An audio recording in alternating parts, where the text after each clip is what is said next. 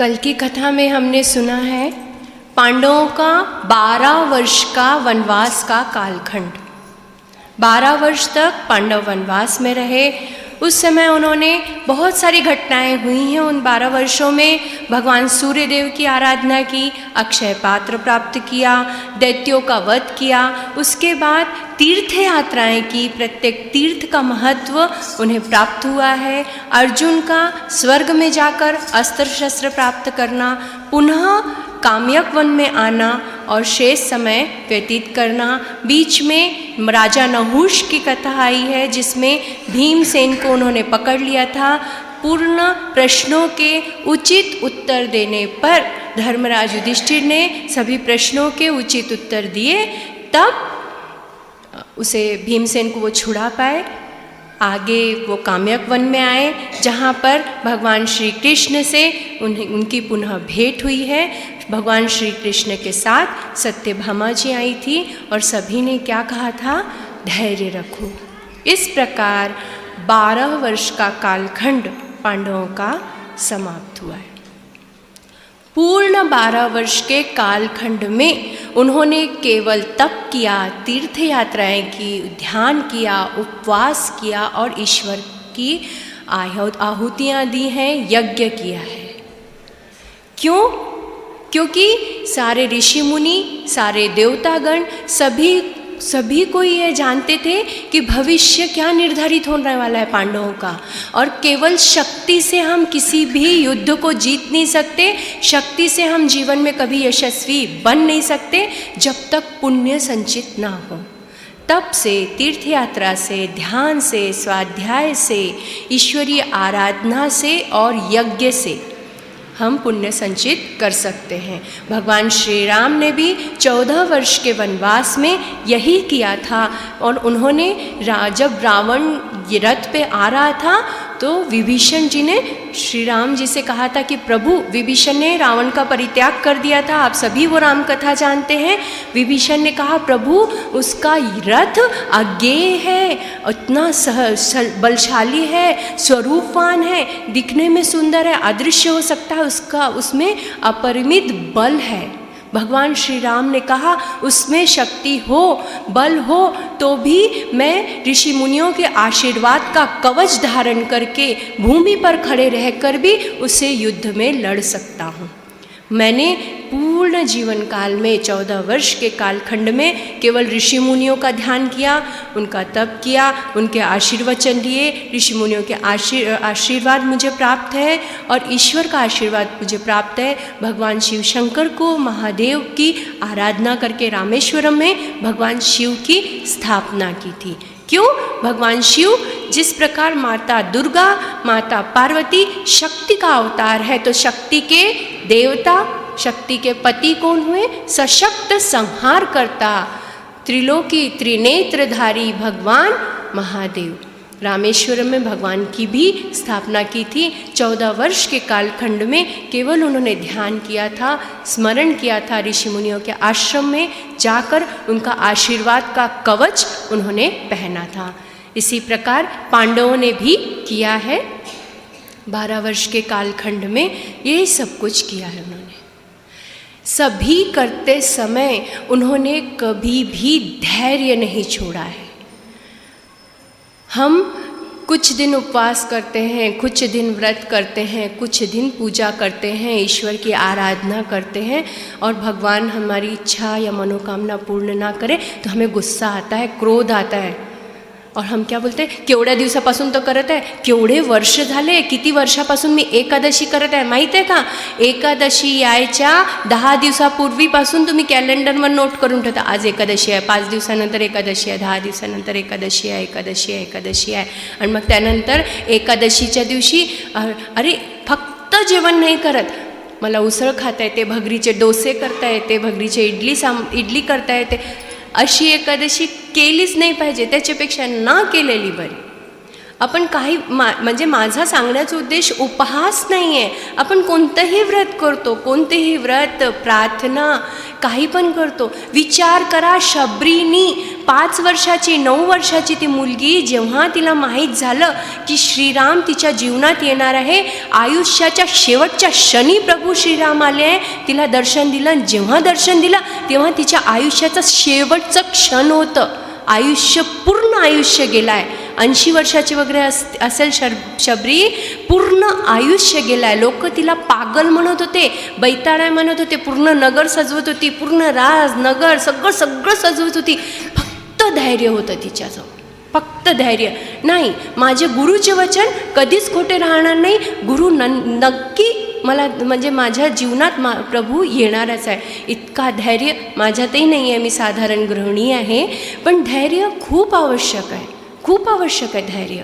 कबीरदास जी कहते हैं, धीरे धीरे रे मना, धीरे में सब हो, माली सींचे 100 घड़ा, ऋतु आए फल होए. कबीरदास जी कहते हैं, धीरे धीरे रे मना, मन में धीरज धारण कर, धीरे से सब होए. धैर्य धारण करके सब कुछ हो सकता है. एक माली एक पौधे में 100 घड़ा पानी डाल देगा तो उसमें से फूल निकल कर आने वाला नहीं, जब तक उस फूल की ऋतु नहीं आएगी, मौसम नहीं आएगा, या उस वृक्ष का फल लगने का समय नहीं होगा. एक बीजा डालकर हमने 100 घड़ा पानी डाल दिया तो उसमें से पौधा नहीं निकलेगा जब तक उसका योग्य समय नहीं आता. हमारे जीवन में भी संकट आते हैं, आने वाले हैं, हमारा प्रारब्ध है, किंतु संकट से ना घबराकर धीरज से ये विश्वास में रहना चाहिए कि हमारे प्रारब्ध कट रहे हैं. हमारे जीवन में दुख आया है यानी हमारे पाप कट रहे हैं.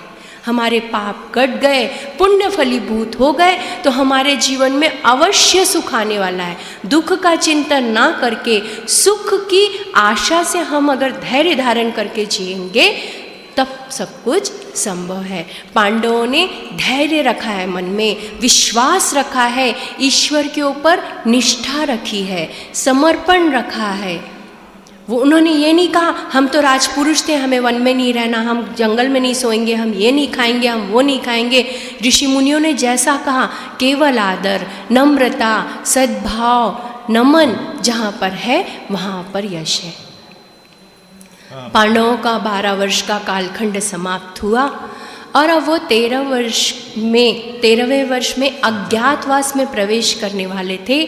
देवराज इंद्र को विचार आया कि अज्ञातवास में प्रवेश करने वाले हैं पांडव, इसलिए कर्ण से जाकर सुवर्ण कवच कुंडल ले लेना चाहिए. कर्ण स्वर्ण के कवच कुंडल धारण करके इस पृथ्वी पर आया था. सूर्यदेव को देवराज इंद्र की मन की बात मालूम हो गई और सूर्यदेव रात्रि में आए. वहाँ पर रात्रि में आकर उन्होंने, सूर्यदेव ने ब्राह्मण का वेश लिया और ब्राह्मण का वेश लेकर स्वप्न में कर्ण को बताया, कर्ण तुम रोज प्रातः ब्राह्म्य मुहूर्त पर अर्घ्य देकर, मुझे सूर्यदेव को अर्घ्य देकर सभी साधु पुरुषों को उनकी इच्छा के अनुसार दान करते हो. कल देवराज इंद्र आने वाले हैं और वो तुमसे स्वर्ण कवच कुंडल लेकर जाने वाले हैं, सावधान हो जाओ. कर्ण ने कहा, मेरा परम हित सोचने वाले प्रभु आप हैं कौन? भगवान ने बताया, मैं तुम्हारा हितैषी, मैं तुम्हारा समीप का हूँ, मैं भास्कर सूर्य हूँ, तुम सचेत हो जाओ. कर्ण ने कहा कि प्रभु अगर स्वयं प्रकाशित सूर्य जो इस संसार को चैतन्य देता है, प्रकाशमान करता है, उजाला देता है, अगर वही मुझे मेरे हित के बारे में सोच रहा है तो मेरा कल्याण निश्चित है प्रभु, किंतु मेरे व्रत से मुझे विलग मत कीजिए. मेरा व्रत है कि सुबह स्नान करने के बाद मैं इच्छा से सभी ब्राह्मणों को दान देता हूँ। तो अगर देवराज इंद्र मेरे शरीर को भी मांगने आए, मेरे प्राण भी मांगने आए, तो मैं दान कर दूंगा। मैं अपना व्रत खंडित नहीं करूँगा, क्योंकि जीवन में अयशस्वी होकर मरने से अच्छा है पहले मर जाए। भगवान सूर्य ने कहा कि यदि तुम यही चाहते हो तो एक बात ध्यान में रखना, तुम देवराज इंद्र को निश्चित रूप से दे दो, कवच कुंडल, तुम्हारे स्वर्ण कवच कुंडल दे दो, किंतु देवराज इंद्र से प्रार्थना करना कि वो अपनी अमोघ शक्ति तुम्हें प्रदान करे।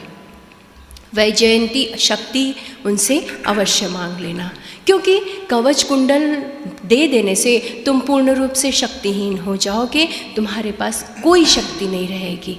ऐसा कहकर भगवान सूर्यदेव रात्रि में अंतर्ध्यान हो गए। सुबह करण उठा, निश्चिंत था, किसी प्रकार का कोई भय नहीं, निश्चिंत था। ब्रह्म मुहूर्त पर उठा, स्नान करने गया और अर्घ्य देकर, वो रोज सूर्य भगवान को जब अर्घ्य देता था तो भगवान सूर्य से वो वार्तालाप करता था रोज, जैसे वो मेरे समीप के हैं। उसने सूर्यदेव को सारी बातें बताई कि मुझे स्वप्न ऐसा आया था और ऐसा ऐसा हुआ था। भगवान सूर्यदेव ने कहा कि वो कोरा स्वप्न नहीं था, वो पूर्ण सत्य था, देवराज इंद्र आने ही वाले हैं। भगवान से कर्ण ने कहा कि निश्चिंत रहिए भगवान, मैं अवश्य अपने कवच कुंडल उन्हें दान दे दूँगा। ये कर्ण कौन था? उसे कवच कुंडल कैसे प्राप्त हुए, कहाँ से प्राप्त हुए, ये विचार चक्र शुरू होता है। किंतु जब तक उचित समय ना हो उस घटना का उल्लेख करना उचित नहीं है। ये घटना है महारानी कुंती के विवाह से पूर्व की। महाराज कुंती भोज की कन्या थी कुंती। एक बार महाराज कुंती भोज के यहाँ महर्षि, अत्यंत तेजस्वी महर्षि दुर्वासा ऋषि उनके यहाँ आए और उन्होंने कहा कि मैं तप करना चाहता हूँ, स्वाध्याय करना चाहता हूँ, यज्ञ करना चाहता हूँ, अनुष्ठान करना चाहता हूँ। अगर आपकी इच्छा हो तो मैं आपके यहाँ आता जाता रहूँगा, स्थिर नहीं रहूँगा, आता जाता रहूँगा। आप बताइए, मैं आपके यहाँ रुक सकता हूँ? महाराज कुंती भोज ने कहा कि आप निश्चिंत रहिए, मेरी जो पुत्री है पृथा, वो कौन है? सदाचारिणी है, संयमशीला है और भक्तिमती है, वो आपकी सेवा करेगी। क्योंकि जो बच्चे होते हैं वो निरागस होते हैं, निस्वार्थ होते हैं, उनके मन में किसी अच्छे बुरे की भावना नहीं होती। हम उनमें दुर्भावना डालते हैं, इससे बात मत करो, इससे मत करो, ये बड़ा है, ये छोटा है, मान क्या, अपमान क्या, पुण्य क्या, पाप क्या, सुख क्या, दुख क्या, बच्चों को नहीं समझ में आता। वो सब विचार हम उनमें डालते हैं, इसलिए बच्चे वैसे हो जाते हैं। दुर्योधन का क्या हुआ? दुर्योधन में कुसंस्कार हुए, इसलिए वो ऐसा हुआ। दोष उसका नहीं था, दिमाग में जिस प्रकार के विचार आएंगे, जैसे जैसे उनके मन में विचार हम भरते जाएंगे, बच्चे वैसे होते जाएंगे। तो मेरी जो पुत्री है पृथा, वो आपकी अवश्य सेवा करेगी। वो अत्यंत धर्मपरायण, धार्मिक प्रवृत्ति की है। ये कुंती कौन थी? कुंती थी शूरसेन राजा की कन्या, वृष्णि वंश के राजा शूरसेन की कन्या थी पृथा। जब उनके बहन के पति कुंती भोज ये संतानहीन थे, महाराज शूरसेन ने यह प्रतिज्ञा ली कि मेरी जो पहली संतान होगी वो मैं आपको दान कर दूंगा, दत्तक दे दूंगा। और उस समय महाराज शूरसेन को पहली संतान पृथा हुई। उन्होंने महाराज कुंती भोज को दत्त विधान से उसे दे दिया। महाराज कुंती भोज की कन्या होने के कारण वो कुंती कहलाई। वो थी वासुदेव जी की बहन और भगवान श्री कृष्ण की बुआ आत्या। कुंती वासुदेव जी की बहन थी और भगवान श्री कृष्ण की बुआ थी। कुंती को बुलाया महाराज कुंती भोज ने और महाराज कुंती भोज ने कहा, पुत्री, मैं एक बहुत बड़ी जिम्मेदारी तुम्हें सौंप रहा हूँ, तुम उसका पालन कर पाओगी?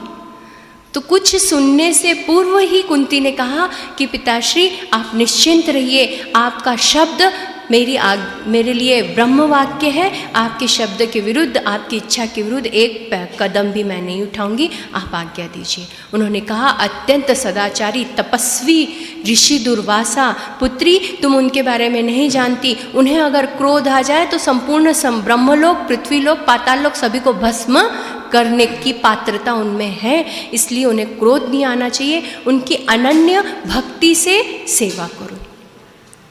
कुंती ने कहा, आप निश्चिंत रहिए पिताश्री, मैं उनकी सेवा अवश्य करूंगी। और इस तरह कुंती महर्षि दुर्वासा की सेवा करने लगी। बहुत ज़्यादा तपस्वी ऋषि थे। जब बोलते थे भोजन करना है, उस समय जो चाहिए था वो तुरंत उनके समीप प्रस्तुत करना पड़ता था। जो सामग्री उन्हें चाहिए थी वो सामग्री तुम्हारे पास उपलब्ध ना हो तो असुविधा हो जाएगी। इसलिए ऐसी कोई सी भी सामग्री, ऐसा कोई सा भी सामान, ऐसा कोई सा भी कार्य, कुछ भी ऐसा नहीं था जो कुंती ने उपलब्ध करके नहीं रखा था। वो सभी कुछ जानती थी, धार्मिक थी वो, और सेवा वो स्वयं करती थी। किसी और सेवक से उसने सेवा ऋषि दुर्वासा की नहीं करवाई है, वो स्वयं करती थी। ऐसा करते करते 1 वर्ष बीत गया। 1-2 दिन नहीं, 1 वर्ष बीता है। जब 1 वर्ष बीत गया तो महर्षि दुर्वासा को 1 वर्ष में 1 क्षण भी कुंती में कोई दोष नज़र नहीं आया। और जब कुंती में उन्हें कोई दोष नज़र नहीं आया तो उन्होंने बुलाया और उन्होंने कहा, कल्याणी, मैं तुमसे प्रसन्न हूँ। तुम देवताओं को भी दुर्लभ ऐसा वर मांग सकती हो, मांगो, तुम्हें क्या चाहिए। कुंती ने कहा, आप देव श्रेष्ठ हैं, वेदताओं में श्रेष्ठ है, मुझे कुछ नहीं चाहिए। मन निष्काम होना चाहिए। अगर भगवान से मांगने की आवश्यकता है ही नहीं। भगवान को मालूम है हमें क्या चाहिए। हमने केवल नमस्कार किया, हमारी मन की इच्छा भगवान पूरी कर देते हैं। पर सारी दुनिया भर की बातें हम मांग लेंगे। 1 किलो पेड़ा चढ़ाऊंगा, मेरे घर बन जाना चाहिए, गाड़ी हो जाना चाहिए, बहू आ जाना चाहिए, ये सब हो जाना चाहिए, मेरे बेटे को बच्चा हो जाना चाहिए। सारी दुनिया मैं 1 किलो पेड़े चढ़ाऊंगा। और जब सब कुछ हो गया, भगवान ये भी हो जाना चाहिए। कितने साल बीत जाते, वो 1 किलो पेड़ा हम नहीं चढ़ाते। हो जाएगा, ये होने के बाद, वो होने के बाद। सत्यनारायण की कथा में क्या आता है आप सभी जानते हैं। इसके बाद चढ़ाऊंगा, उसके बाद चढ़ाऊंगा। मनुष्य की इच्छाएं, वासनाएं बढ़ती जाती हैं, इतनी प्रबल हो जाती हैं कि उसके खुद की सोचने की क्षमता नहीं रहती। और वो देता है, मांगता जाता है, भगवान से मांगता है तो मिलता नहीं है। वो हमारे पिछले जन्म के अच्छे कर्म हैं, इसलिए मिल जाता है। और फिर एक भी चीज़ नहीं मिली तो हम बोलते हैं, हमने तो बोला था 1 किलो पेड़ा। भगवान का 1 किलो पेड़े का भूखा है? नहीं है। भगवान ने सारी सृष्टि बनाई है, 1 किलो क्या, इस तुम्हारा शरीर भी भगवान ने बनाया है।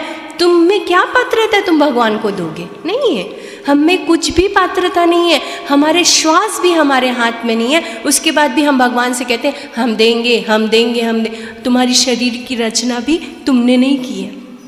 एक माता भी गर्भ में बच्चे की रचना नहीं कर सकती जब तक भगवान, आप ये कोई गर्भवती महिला ये सोचती है आज मेरे पास टाइम है, मैं बच्चे के नाखून बना लूँ, आज मेरे पास टाइम है बच्चे के बाल बना लूँ, आज मेरे पास टाइम है बच्चे के हाथ बना लूँ, उंगलियाँ बना लूँ। क्या नहीं रहता एक नवजात शिशु में, क्या नहीं रहता? उसकी उंगलियाँ, नाखून, बाल, आँखों की पलकें, भौहें, सब कुछ रहती है। कौन निर्माण करता है? एक छोटा सा वीर्य कण, उससे संपूर्ण सृष्टि निर्माण होती है गर्भ के अंदर। साइंस भी इसको सिद्ध नहीं कर पाया है, परंतु फिर भी हम ईश्वर के बारे में, ईश्वर की महिमा के बारे में जानने से इनकार करते हैं, ईश्वरीय तत्व को जानने से इनकार करते हैं। नहीं, सब कुछ है, उसके बाद भी और चाहिए, और जो ईश्वरीय तत्व है उसे जानने से हम इनकार करते हैं। कुंती ने कहा कि मुझे कुछ नहीं चाहिए ऋषिवर। महर्षि दुर्वासा ने कहा कि इतनी समाधानी एक छोटी सी कन्या, आश्चर्य है पुत्री। उन्होंने कहा कि ठीक है, तुम्हें कुछ नहीं चाहिए तो मैं एक तुम्हें दिव्य मंत्र देता हूँ। ऐसा है वो दिव्य मंत्र, तुम उस मंत्र का उच्चार करके किसी भी भगवान को उसी क्षण अपने सामने बुला सकती हो, इतना सिद्ध वो मंत्र है। उसके बाद वो महाराज कुंती भोज से मिलने गए, और कुंती भोज जो थे ना, वो 1 वर्ष के कार्यकाल में पूछते रहते थे कुंती से, पुत्री ब्राह्मण देवता खुश तो है ना, संतुष्ट तो है ना, उन्हें किसी प्रकार का कष्ट तो नहीं, किसी प्रकार की असुविधा तो नहीं। और कुंती मुस्कुराते हुए कहती थी, पिताश्री आप निश्चिंत रहिए, कुछ भी कष्ट नहीं है, किसी भी प्रकार की असुविधा मैं होने नहीं दूंगी। दिन हो या रात हो, इतने 1 वर्ष में कुंती कभी सोई भी नहीं है, इतनी अनन्य सेवा उसने की है। कभी भी रात को भी वो कुछ मांग ले तो कौन देगा, कैसे देगा? किसी सेवक के हाथों सेवा नहीं करवाई है ऋषि दुर्वासा की। और भगवान स्वरूप ऋषि दुर्वासा प्रसन्न हुए और उन्होंने उसके कान में मंत्र दीक्षा दे दी। और खुश होके अत्यंत प्रसन्नता के साथ ऋषि दुर्वासा कुंती भोज से मिलने आए और उन्होंने कहा, कुंती भोज ने, ऋषिवर क्या चाहिए, कुछ असुविधा है? ऋषिवर ने कहा, न मैं अत्यंत प्रसन्न हूँ और मैं अत्यंत प्रसन्नता से अपना अनुष्ठान करके जा रहा हूँ। मैंने तुम्हारे पुत्री को ऐसी अनमोल पूंजी दी है जो उसके भावी जीवन में उसके काम आने वाली है। इसका उल्लेख पहले दिन मैंने किया था कि उन्होंने धर्मराज को बुलाया है उस मंत्र के उच्चार से, इसलिए युधिष्ठिर हुआ, इंद्रदेव को बुलाया अर्जुन हुआ, और वायुदेव को बुलाया भीम हुए हैं, अश्विनी कुमारों को बुलाया है तो नकुल और सहदेव हुए हैं। उसके पहले भी कुंती को एक पुत्र हुआ था जिसका उल्लेख आज किया जा रहा है। ब्राह्मण देवता चले जाने के बाद वो मंत्र उसके कानों में गूंजता रहा कुंती के, और कुंती ने कहा कि इस मंत्र की सिद्धि है, ये सिद्ध मंत्र है, इससे कोई भगवान प्रत्यक्ष आ जाते हैं, इसका प्रमाण क्या है, कैसे पता कैसे चलेगा? और अनायास महल में बाहर की ओर प्रभात से उगते हुए सूर्य को देख रही थी और अचानक उसके मुख से वो मंत्र निकल गया। उसकी दृष्टि दिव्य हो गई, मुखमंडल आलोकित हो गया, तेजस्वी प्रकाश हुआ और भगवान सूर्यदेव अपने रथ पर वहाँ पर प्रकट हुए। भगवान सूर्यदेव ने कहा, कुंती क्यों बुलाया मुझे? कुंती घबरा गई। कुंती ने कहा कि सूर्यदेव मुझे क्षमा कीजिए, मुझे आपको बुलाने का ऐसा कोई उद्देश्य नहीं था, मैंने अनायास मेरे मुख से ये मंत्र निकल गया, मेरा ऐसा कोई प्रयोजन नहीं था, आप जाइए, आप जाइए, मुझे क्षमा कीजिए, मुझे आवाहन करना नहीं था। घबरा गई कुंती। भगवान सूर्यदेव ने कहा, किसी भी बिना प्रयोजन के किसी भी देवता को बुलाने के पश्चात वो देवता तुम्हें कुछ ना दे तो ये तुम्हारे लिए भी अनिष्टकारी है और देवता के लिए भी। और इसी तरह तुम्हारे बुलाने के बाद मैं तुम्हें कुछ ना ही दूंगा तो तुम भी भस्म हो जाओगी और तुम्हारे पिताश्री भी, संपूर्ण सृष्टि भस्म हो जाएगी, क्योंकि आवाहन किया है तो इच्छित कार्य सिद्ध होता ही है। कुंती ने कहा कि प्रभु मुझसे बहुत त्रुटि हुई। भगवान सूर्यदेव मुस्कुराए और भगवान सूर्यदेव ने कहा, मेरे स्वरूप को देखकर तुम्हारे मन में ऐसी कामना हुई थी कि मुझ जैसा स्वरूपवान रूपवान एक पुत्र तुम्हें प्राप्त हो, तो मैं तुम्हें एक पुत्र प्रदान करता हूँ। कुंती घबराई। कुंती ने कहा कि नहीं प्रभु, मैं अविवाहित हूँ, मेरे कुल की लज्जा नष्ट हो जाएगी, कुल की कीर्ति नष्ट हो जाएगी, मेरे पिताश्री की कीर्ति धूमिल हो जाएगी, मैं अविवाहित हूँ, ऐसा कैसे संभव है, दुनिया क्या कहेगी? सूर्यदेव ने कहा कि बिल्कुल निश्चिंत रहो कुंती, तुम्हारा कौमार्य नष्ट नहीं होगा और उसके बाद पर मुझे पुत्र तो तुम्हें देना ही पड़ेगा।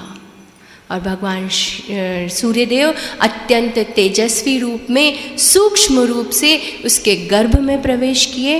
वो दूषित नहीं रही, वो कन्या ही रही और उस तरह कुंती गर्भवती रही।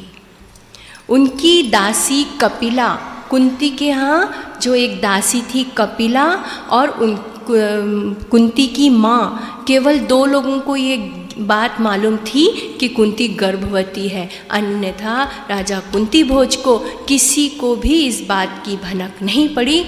9 मास पूर्ण हुए और कुंती ने अमूल्य स्वर्ण कवच कुंडलधारी एक अलौकिक तेजस्वी प्रतापवान, ऐसा प्रकाश था उसमें, ऐसे पुत्र को जन्म दिया।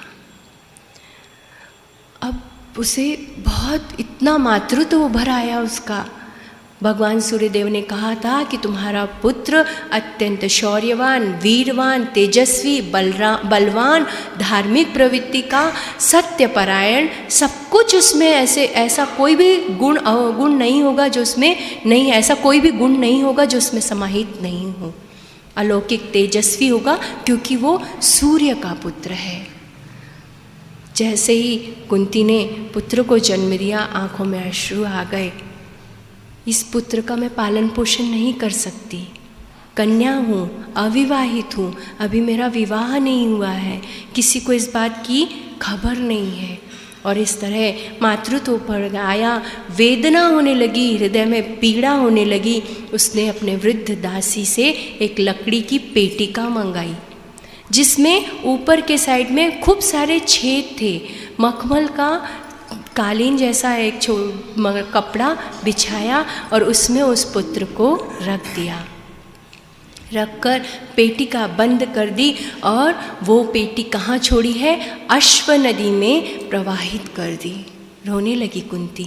उसने कहा कि हे ईश्वर, हे वरुण देवता, हे जल के देवता, इसकी रक्षा करना। हे वायु देवता, ठीक से प्रवाहित होना, मेरे पुत्र को कोई पीड़ा ना हो। भगवान सूर्यदेव, आप इसके पिता हैं, इसकी रक्षा करना। करुण क्रंदन कर उठा कुंती का मन और वो रोते रोते, जब तक वो पेटिका उसे दिखाई दे रही थी, देखती रही और रोते रोते दासी के साथ वो महल में वापस आ गई। उस दिन से कुंती सो नहीं पाई। मातृत्व था, माँ थी, उस मन में यही विचार आता था कि कब मैं अपने पुत्र को देख पाऊँगी, कब मैं अपने पुत्र को देख पाऊँगी। और बहुत बार उसने देखा है और पहचाना है, क्योंकि कवच कुंडल धारण करके कर्ण ने इस पृथ्वी पर जन्म लिया था, तो पहचाना है, पर नियत के आगे कुछ बोल नहीं पाई। दुख वो आईना है जो हमें जिंदगी की सच्चाई बताता है और ईश्वर के समीप ले जाता है तथा सही निर्णय करने पर हमें परीक्षा में सफल बनाता है। वो पेटिका अश्व नदी से तैरते हुए गंगा नदी तक जा पहुंची। और कहाँ जा पहुंची? जहाँ पर महाराज धृतराष्ट्र का सारथी अधिरथ रहता था। चंपापुरी में वो पेटिका जा पहुंची। जैसे ही वो नदी में स्नान कर रहा था, पेटिका ने स्पर्श किया उसके शरीर को। जैसे ही खोल कर देखा, अधिरथ और राधा ये दोनों सूत घर से थे। सारथी था महाराज धृतराष्ट्र का। जैसे ही पेटी खोली तो कवच कुंडलधारी वो सुंदर शिशु, अलौकिक तेजस्वी वो शिशु उन्हें दिखाई दिया। संतानहीन थे वो। अत्यंत खुशी हुई। उन्हें लगा ये ईश्वर का वरदान हमें मिल गया है, देवी संपत्ति हमें मिल गई है। और उन्होंने उस राधा ने उस पुत्र को गले से लगा लिया। पुत्र, आज तूने मुझे माँ बना दिया। राधा का पुत्र होने के कारण वो कहलाया राधे, और दिव्य कवच कुंडल कानों में धारण करने के कारण वो कहलाया कर्ण। और ये जो कर्ण था माँ कुंती का पहला पुत्र था, और ये घटना उनके विवाह से पूर्व की थी। पांडवों का सबसे बड़ा भाई कर्ण था, ज्येष्ठ बंधु। शौर्य पराक्रम को देखने के लिए, प्रदर्शन के लिए जब पांडव वहाँ आए, उस समय जब कर्ण भी आया था, उसके कवच कुंडल देखकर महारानी कुंती पहचान गई थी कि ये मेरा ही पहला पुत्र है। किंतु मर्यादा, लोकलाज, क्या कहेगी दुनिया, कोई दोष ना होते हुए भी दोषी कहलाऊंगी, इसलिए उसने मौन धारण कर लिया, चुप रही, कुछ नहीं कहा। मन में दुख को पालती रही, दुख व्यक्त नहीं किया। और ये बात कुंती ने सिखाई है। भागवत में भी आता है कि जब भगवान श्री कृष्ण ने कुंती से पूछा, बुआ आपको क्या दूं, आपको कुछ वरदान चाहिए? तो माता कुंती ने कहा है कि ईश्वर मेरे जीवन में हमेशा दुख आए। श्री कृष्ण ने कहा, बुआ ऐसा क्यों मांग लिया तुमने? दुख आया ऐसा क्यों कहा? तो उन्होंने कहा जब जीवन में दुख था तब तुम हमारे साथ थे, जब अब हमारे जीवन में सुख आने वाला है तो तुम जा रहे हो, इसलिए मेरे जीवन में दुख आए। अभी तक दुख का दुख कम था क्या? केवल दुख को पीना चाहिए, किसी के सामने अपने दुखड़े रोना नहीं चाहिए। और हम किसी को दुखड़े रो के हमारे दुख कम नहीं होने वाले। दुख कहाँ तक, हाँ दुख होता है, सबको दुख होता है, सभी के जीवन में किसी न किसी बात का दुख है, संकट है, संघर्ष है, किंतु भगवान के सामने बोलो, भगवान के सामने बोलो, किसी के सामने मत बोलो। अगर हम किसी के सामने अपने दुःख व्यक्त करेंगे ना तो वो क्या बोलेंगे, ह्या बाईचं नेहमीच रडत गाणं, ही आली की पळून जायचं, रडतच राहते हे बाई, रडतच राहते, जेव्हा म्हटलं माझं असं, माझं तसं, माझं तसं, रडतच राहते, हे बाई आली की ना पळूनच जायचं। अरे आम्हाला दुःख नाही आहे का, पण हिला वाटते की हिचंच दुःख मोठं आहे। प्रत्येकाच्या जीवनात दुःख आहे, पण आपले रडत घराने देवाला सांगा, तुम्हाला तुमचं मन हलकं करायचं ना, देवाला सांगा, देवा मला हे दुःख सहन करण्याची शक्ती दे, दुसरं काहीच मागायचं नाही, देव आहे, समर्थ आहे, ते देणार। दुख पी लिया कुंती ने और कर्ण, दूसरे दिन की ये सारी कथा कर्ण का परिचय मुझे कराना था, इसलिए मैंने ये सब घटनाओं का उल्लेख किया। भगवान सूर्यदेव ये बात बताकर कि देवराज इंद्र से तुम अमोघ शक्ति मांग लेना, और अंतर ध्यान हो गए। स्नान करके कर्ण सभी साधुओं को दान करने लगा और देवराज इंद्र की प्रतीक्षा करने लगा। प्रतीक्षा कर रहा था देवराज इंद्र की, और देवराज जैसे ही एक दिव्य ब्राह्मण वेशधारी वहाँ पर एक साधु व्यक्ति आया और उसने कहा भिक्षाम देहि। कर्ण ने कहा ब्राह्मण देवता आपको क्या चाहिए? उन्होंने कहा कि तुम समर्थशाली हो, सुबह तुम अपना ये व्रत करते हो, सुबह जो भी मांगे सब उनकी इच्छा के अनुसार तुम दान देते हो, मुझे तुम्हारी धन संपन्नता, ऐश्वर्य, दास दासी, नौकर चाकर कुछ भी नहीं चाहिए, हीरे माणिक जवाहरात मौल्यवान वस्तु कुछ भी नहीं चाहिए, मुझे तुम्हारे कवच और कुंडल चाहिए। कर्ण ने कहा देवराज इंद्र मैं पहचान गया हूँ आपको, आप निश्चिंत रहिए, मैं अपने व्रत से विलग नहीं होने वाला, मैं आपको कवच और कुंडल दूंगा। किंतु देवराज इंद्र मैं एक साधारण मनुष्य होकर आपको दान दे दूं और उसके बदले आप कुछ ना दें तो ये तो गलत होगा ना, इसलिए आप ऐसा करें, मुझे भी कुछ आप दीजिए। देवराज इंद्र ने कहा कि तुम वज्र छोड़कर सब कुछ मांग सकते हो। इंद्र को डर लगा कि वज्र मांग लिया तो मेरा क्या होगा। देवराज इंद्र ने कहा कि तुम वज्र छोड़कर सब कुछ मांग सकते हो। देवराज इंद्र के ऐसा कहने पर कर्ण ने कहा कि मुझे आपकी अमोघ वैजयंती शक्ति चाहिए। निश्चिंत रहो कर्ण, तुम धन्य हो, मैंने तुम्हारे कवच कुंडल नहीं मांगे हैं, तुम्हारा शरीर मांगा है। कवच कुंडल त्वचा से चिपके हुए थे, कर्ण के त्वचा थी, कवच कुंडल यानी कोई ऊपर का आवरण नहीं था, उसकी त्वचा थी। मैंने तुम्हारा शरीर मांगा है और उसके बाद भी तुम दे रहे हो, मैं तुम्हें अमोघ वैजयंती शक्ति अवश्य प्रदान करूँगा। किंतु कर्ण ध्यान रहे, प्रमादवश अहंकार से बिना किसी वीर शत्रु के आतंकित हुए बिना अगर तुम ये शक्ति का प्रयोग करोगे तो ये शक्ति तुम्हें भस्म कर देगी। इसलिए केवल इस शक्ति का परीक्षण करने के लिए, या तुम आतंकित नहीं हो, तुमसे शत्रु कोई वीर नहीं है, तो इस शक्ति का प्रयोग कभी मत करना, अन्यथा तुम भस्म हो जाओगे। और मैं तुम्हें शक्ति प्रदान करता हूँ, तो मुझे कवच कुंडल दो।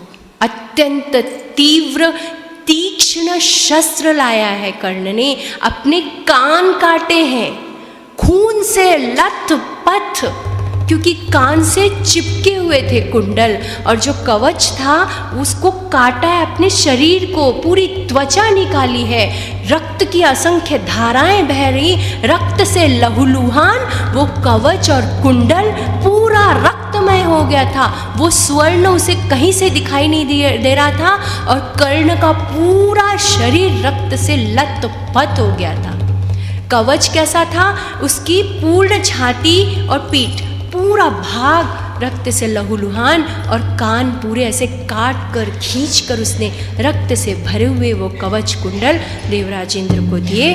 और देवराज इंद्र ने जय जयकार की है कर्ण की, देवताओं ने पुष्प वृष्टि की है, प्रणाम किया है। दानवीर कर्ण, इस संसार में तुमसे श्रेष्ठ दानवीर राजा हरिश्चंद्र के बाद तुम ही होगे।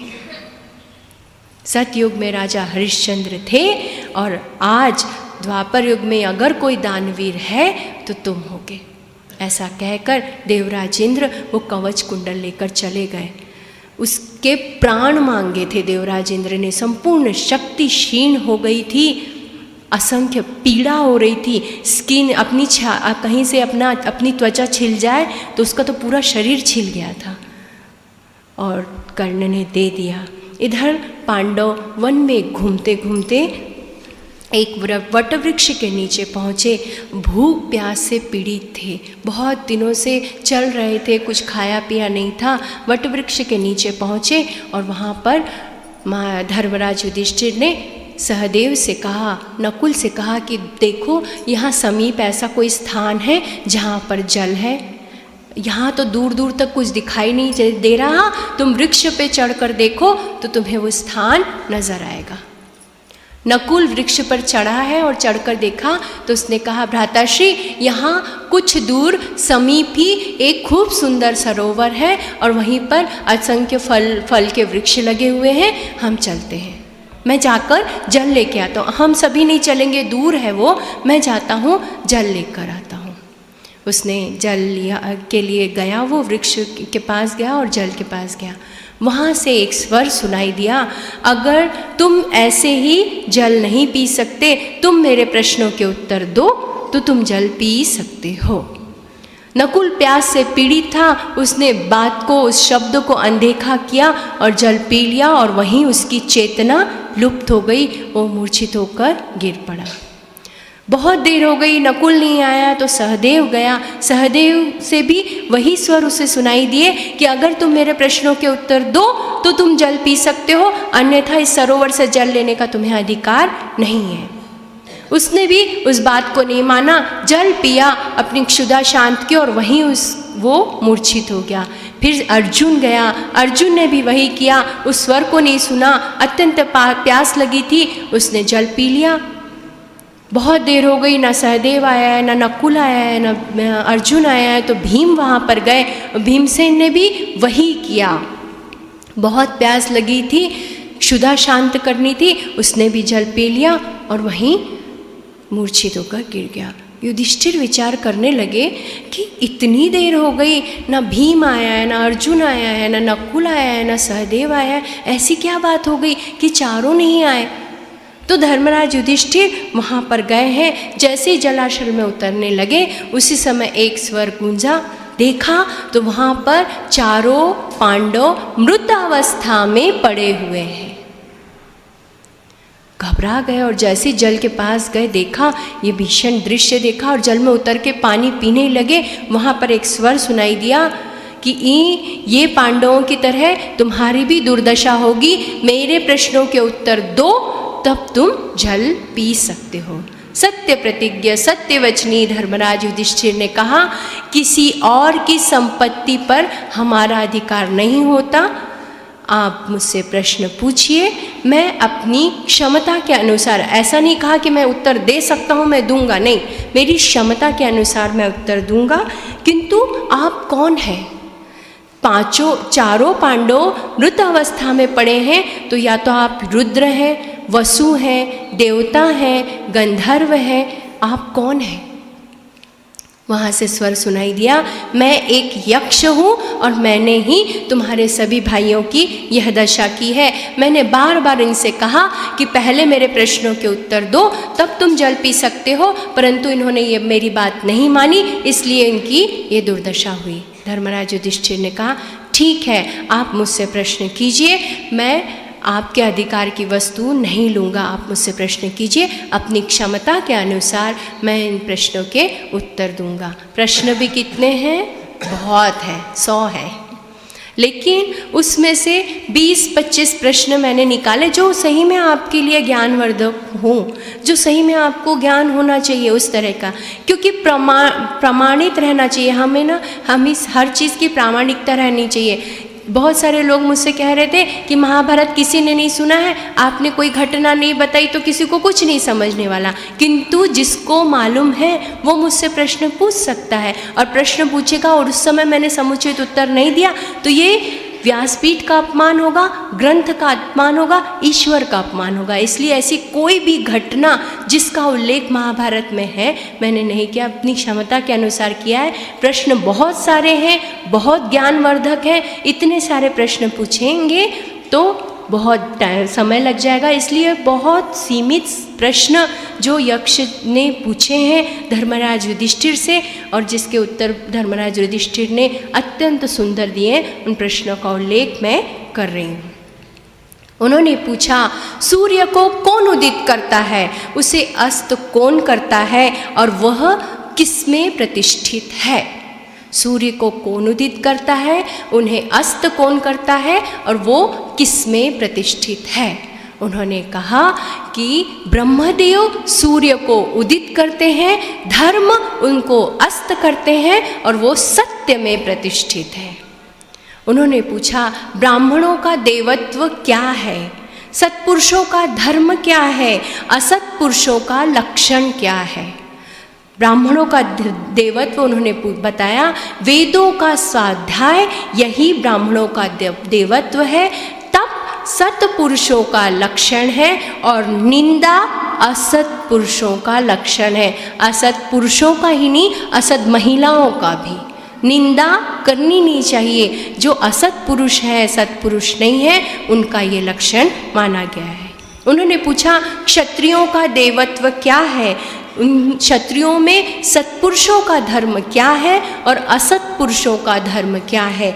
उन बताया, देव धर्मराज ने बताया, युधिष्ठिर ने बताया, बाण विद्या क्षत्रियों का देवत्व है, यज्ञ उनके सत्पुरुषों का धर्म है, और किसी बलहीन की रक्षा ना करना, दीनों की रक्षा ना करना उनमें का असत लक्षण है।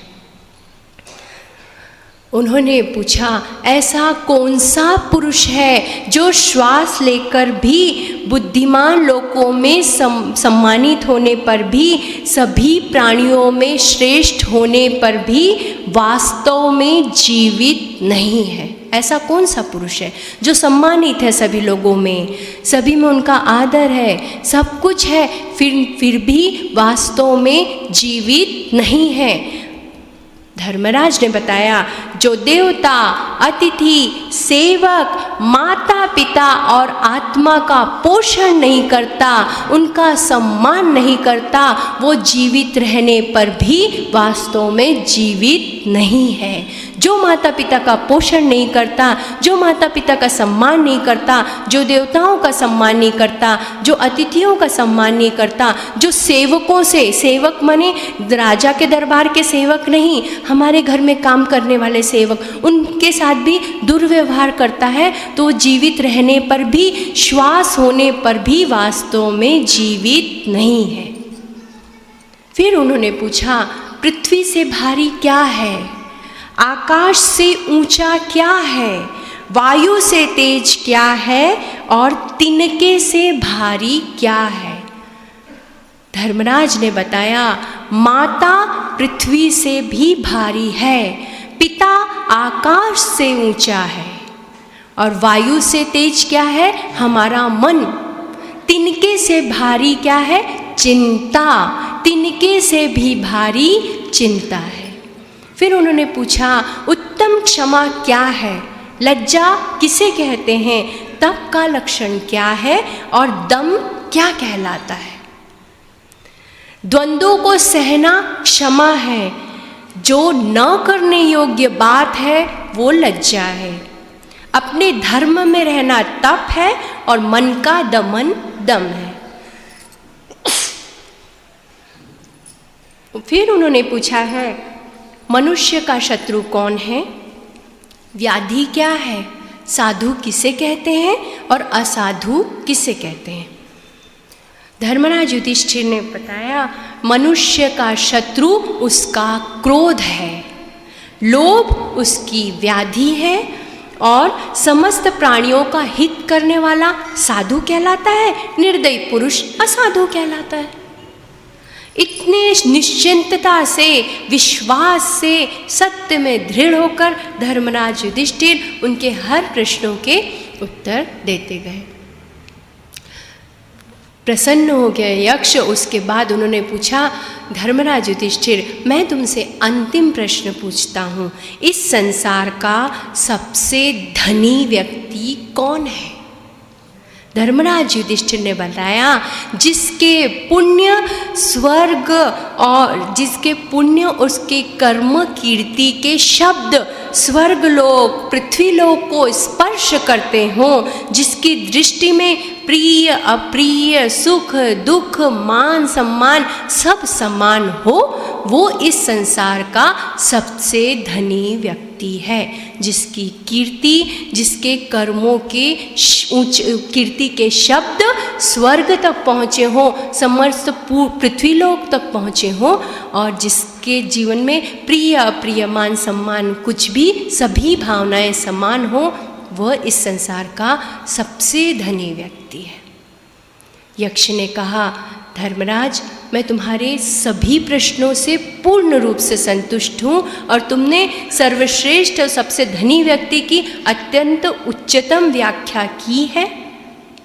अतः तुम बताओ, मैं तुम्हारे किस भाई को जीवित करूं? मैं तुम्हारे एक भाई को जीवित कर सकता हूं। धर्मराज युधिष्ठिर ने कहा, अगर आप मेरे एक भाई को जीवित करना चाहते हो तो नकुल को जीवित करिए। यक्ष को बड़ा आश्चर्य हुआ। उन्होंने कहा, 10 सहस्र हाथी का बल भीम में है और तुमने नकुल को क्यों मांगा? धर्मराज युधिष्ठिर ने कहा, धर्म का नाश किया जाए तो वो नष्ट हुआ धर्म कर्ता को भी नष्ट करता है। मेरी 2 माताएं हैं, कुंती और माद्री। मुझे ऐसा लगता है कि वो दोनों ही संतान पुत्रवती रहें, इसलिए माता कुंती का पुत्र मैं युधिष्ठिर मैं जीवित हूँ, इसलिए माद्री का भी पुत्र, मेरी छोटी माता माद्री का पुत्र भी जीवित रहे, इसलिए मैंने नकुल को मांगा है। धर्मराज युधिष्ठिर की ये बात सुनकर यक्ष अत्यंत प्रसन्न हुए और उन्होंने कहा, अद्वितीय है तुम्हारे विचार, अद्वितीय है तुम्हारी सोच, इसलिए मैं तुम्हारे चारों भाइयों को जीवित करता हूँ। और सभी भाइयों को यक्ष ने जीवित किया है। और उन्होंने बोला है कि अर्थ काम वासना से रहित होकर विशेष आदर से तुमने मेरे सभी प्रश्नों के उत्तर दिए हैं, इसलिए मैं सभी भाइयों को जीवित करता हूँ। ये जीवन है, उलझेंगे नहीं तो सुलझेंगे कैसे, बिखरेंगे नहीं तो निखरेंगे कैसे। ख्वाब भले ही टूटते रहें मगर हौसले जिंदा हो, हौसले अपने ऐसे रखो कि मुश्किलें शर्मिंदा हो। इस तरह की भावना हम रखते हैं, हौसले जिंदा हो, कितने ही ख्वाब टूटे हमारे हौसले जिंदा हो और ऐसे हौसले रखें कि मुश्किलें शर्मिंदा हो। भूख प्यास जाती रही, उन्हें प्यास भी नहीं लगी थी, भूख भी नहीं, सब सचेत होने पर अत्यंत दिव्यता का उन्हें अनुभव हो रहा था, क्योंकि उन्हें पुनर्जीवन प्राप्त हुआ था। धर्मराज युधिष्ठिर ने पूछा कि आप यक्ष नहीं हैं, मन में ये संशय बार बार आ रहा है, निश्चित रूप से आप कोई देवता हैं। आप बताइए, इतना सामर्थ्य किसी साधारण यक्ष में नहीं है जो मेरे इतने वीर बलवान शक्तिशाली सत्यनिष्ठ नीतिवान भाइयों को मृत्यु तक पहुंचा दे। उसी समय यमराज प्रकट हुए और उन्होंने कहा कि धर्मराज युधिष्ठिर, मैं तुम्हारा पिता धर्म हूँ। यश, सत्य, मृदुता, लज्जा, दान, तप और ब्रह्मचर्य ये मेरे शरीर हैं। अहिंसा, समता, शांति और तप ये मेरे मार्ग है। मैं तुमसे अत्यंत प्रसन्न हूँ, तुम सभी में सदा प्रिय रहोगे, तुम्हारा हमेशा मंगल हो। ऐसा कहकर उन्होंने पांडवों से कहा कि अगर तुम्हारी कोई इच्छा हो तो वरदान मांग लो, मैं वर देने को तैयार हूँ। भगवान यमराज के सामने सभी पांडव हाथ जोड़कर खड़े हुए और धर्मराज युधिष्ठिर ने कहा कि आप हमें कुछ वर देना ही चाहते हैं तो केवल यही वर दीजिए कि हम 13वें वर्ष में अज्ञातवास में प्रवेश करने वाले हैं, तो हमारी जो पहचान है वो छिपी रहे, किसी के ऊपर ना उजागर हो, हमें कोई पहचान न सके। भगवान धर्म ने कहा, भगवान यमराज ने कहा, तथास्तु, अगर तुम इस स्वरूप में भी कहीं घूमोगे तो भी तुम्हें कोई पहचान नहीं सकेगा, मैं तुम्हें वरदान देता हूँ। और कोई इच्छा हो तो वरदान मांग लो। तो धर्मराज ने कहा, क्रोध, लोभ और मोह को मैं जीत सकूं, सदा दान, तप और सत्य में मैं रहूं। भगवान धर्म ने कहा, ये सब तो तुम में पहले से ही है, ये मैं तुम्हें क्या दूं? क्रोध को, लोभ को, सभी चीज़ों को तुमने जीता है। दान, तप और सत्य तुम्हें निहित है, तुम्हारे शरीर का एक अभिन्न अंग है। सत्य अभिन्न अंग है, किंतु फिर भी मैं यही ईश्वर से कामना करता हूँ और यही वरदान प्रदान करता हूँ कि तुम हमेशा क्रोध को जीत सको, कभी भी किसी के प्रति तुम्हारे मन में कोई दुर्भावना ना आए। ऐसा कहकर भगवान यमराज, भगवान धर्म वहाँ से अंतर्ध्यान हो गए। और अब अज्ञातवास का 13वां वर्ष प्रारंभ होने वाला था। काम्यक वन में पांडव थे, उन्होंने सभी ऋषि मुनियों को कहा कि 13वां वर्ष प्रारंभ होने वाला है, इसलिए आप सभी अपने अपने स्थान पर प्रस्थान कीजिए। हम जो जिस प्रकार रहेंगे उस प्रकार का कोई भेद हम खोल नहीं सकते, इसलिए आप सभी अपने अपने स्थान पर जाइए। 1 वर्ष बाद हम पुनः आपसे मिलेंगे। और ये भी पता चला था, उन्हें दुर्योधन ने गुप्तचरों को भेज दिया था और स्वजनों को सतर्क कर दिया था। सभी नगरवासियों को ढिंडोरा पीट के ये कहा था कि कोई भी पांडवों को आश्रय देगा तो उन्हें मृत्युदंड मिलेगा। तो इसलिए हम किसी भी स्वजन के पास आश्रय के लिए जा नहीं सकते, इसलिए आप सभी अपने अपने स्थान पर जाइए। केवल राजपुरोहित धौम्य ऋषि उनके साथ थे। आगे बढ़े, बाकी सभी ऋषिगण वहाँ से चले गए। कुछ कोस दूरी पर चलकर धौम्य ऋषि एक शिलाखंड पर बैठ गए। ध्यानस्थ अवस्था में कुछ कोस दूरी पर चलने के बाद पांडवों ने मंत्रणा की है, कहाँ जाया जाए, कैसे हम अज्ञातवास में प्रवेश करेंगे। और यहाँ पर महाभारत का वन पर्व समाप्त होता है। 18 पर्व हैं, वन पर्व समाप्त होकर विराट पर्व आरंभ होता है। भगवान यक्ष के प्रश्नों के उत्तर और ये कालखंड, ये घटनाओं का जो श्रवण करता है उसकी सभी मनोकामनाएं पूर्ण होती हैं। ये महाभारत के ग्रंथ में उल्लेख किया गया है। धर्मराज युधिष्ठिर ने अर्जुन से कहा कि अर्जुन, अब ऐसा कोई स्थान बताओ कि हमें 1 वर्ष तक बिना किसी तकलीफ तो होने वाली है, किंतु बिना किसी संघर्ष से हमारी जो रूप है, हमारी जो पहचान है वो गुप्त रहे। ऐसा कौन सा स्थान है, हमें कहाँ जाना चाहिए? धर्मराज युधिष्ठिर के इस बात को सुनकर अर्जुन ने कहा, मत्स्य नरेश विराट। अभी यहाँ मत्स्य नरेश यहाँ से दूर ही कुछ दूर पर यहाँ पर मत्स्य नगरी है, वहाँ पर मत्स्य देश के राजा विराट रहते हैं। वो बहुत बलवान है और वो पांडव वंश को बहुत प्रेम करते थे। वो अत्यंत निष्ठावान, बलवान और वीर प्रतापी राजा हैं। हमें वहाँ जाना चाहिए और 1 वर्ष तक हम वहाँ निश्चिंत होकर रह पाएंगे। किंतु हम पांचों करेंगे क्या, किस रूप में रहेंगे, कैसे रहेंगे? धर्मराज युधिष्ठिर ने कहा कि मैं पासे फेंकने की विद्या जानता हूँ, इसलिए मैं कंक के रूप में वहाँ पर जाऊँगा। उनका मतलब मुख्य जो मंत्री होता है, सलाहकार होता है, उस रूप में कंक के रूप में जाऊँगा। भीम ने कहा मैं रसोई बनाने में निपुण हूँ, क्योंकि मैं केवल खाना नहीं जानता, मुझे स्वादिष्ट भोजन बनाने की कला भी आती है। इसलिए बल्लव के रूप में, एक आचार्य के रूप में, खाना बनाने वाले के रूप में मैं वहाँ पर जाऊँगा। सभी की दृष्टि अर्जुन की ओर गई और अर्जुन से पूछा, इतना विशालकाय रूप सौंदर्य का यह शरीर है, तुम किस रूप में रहोगे अर्जुन? तुम्हारी जो छवि है, तुम्हारी जो कीर्ति है, तुम्हारा सौंदर्य, ये सब कैसे गुप्त रहेगा 1 वर्ष तक? 1-2 दिन की बात तो है नहीं। अर्जुन मुस्कुराए और अर्जुन ने कहा धर्मराज युधिष्ठिर से, भ्राताश्री, अप्सरा उर्वशी का शाप आपको ज्ञात है? तो वो 1 वर्ष तक मैं नपुंसक के रूप में नृत्य गायन की कला सिखाते हुए बृहन्नला के रूप में राजा विराट के यहाँ जाऊँगा और वहाँ उनकी कन्या को राजघराने के सभी कन्याओं को नृत्य और गायन कला सिखाऊंगा। नकुल से पूछा, तुम क्या करोगे?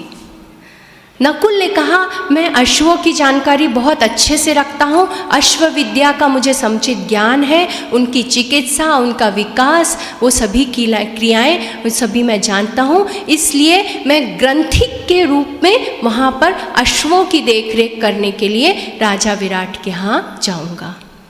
सहदेव से पूछा, सहदेव ने कहा कि मैं गायों को अच्छे से देख सकता हूँ, कितने भी दूर गायें रहें तो उनकी जाति, वो किस कोष में है, किस अवस्था में है, ये सभी जानकारी मुझे रहती है, इसलिए मैं तंतिपाल के रूप में वहाँ पर जाऊँगा।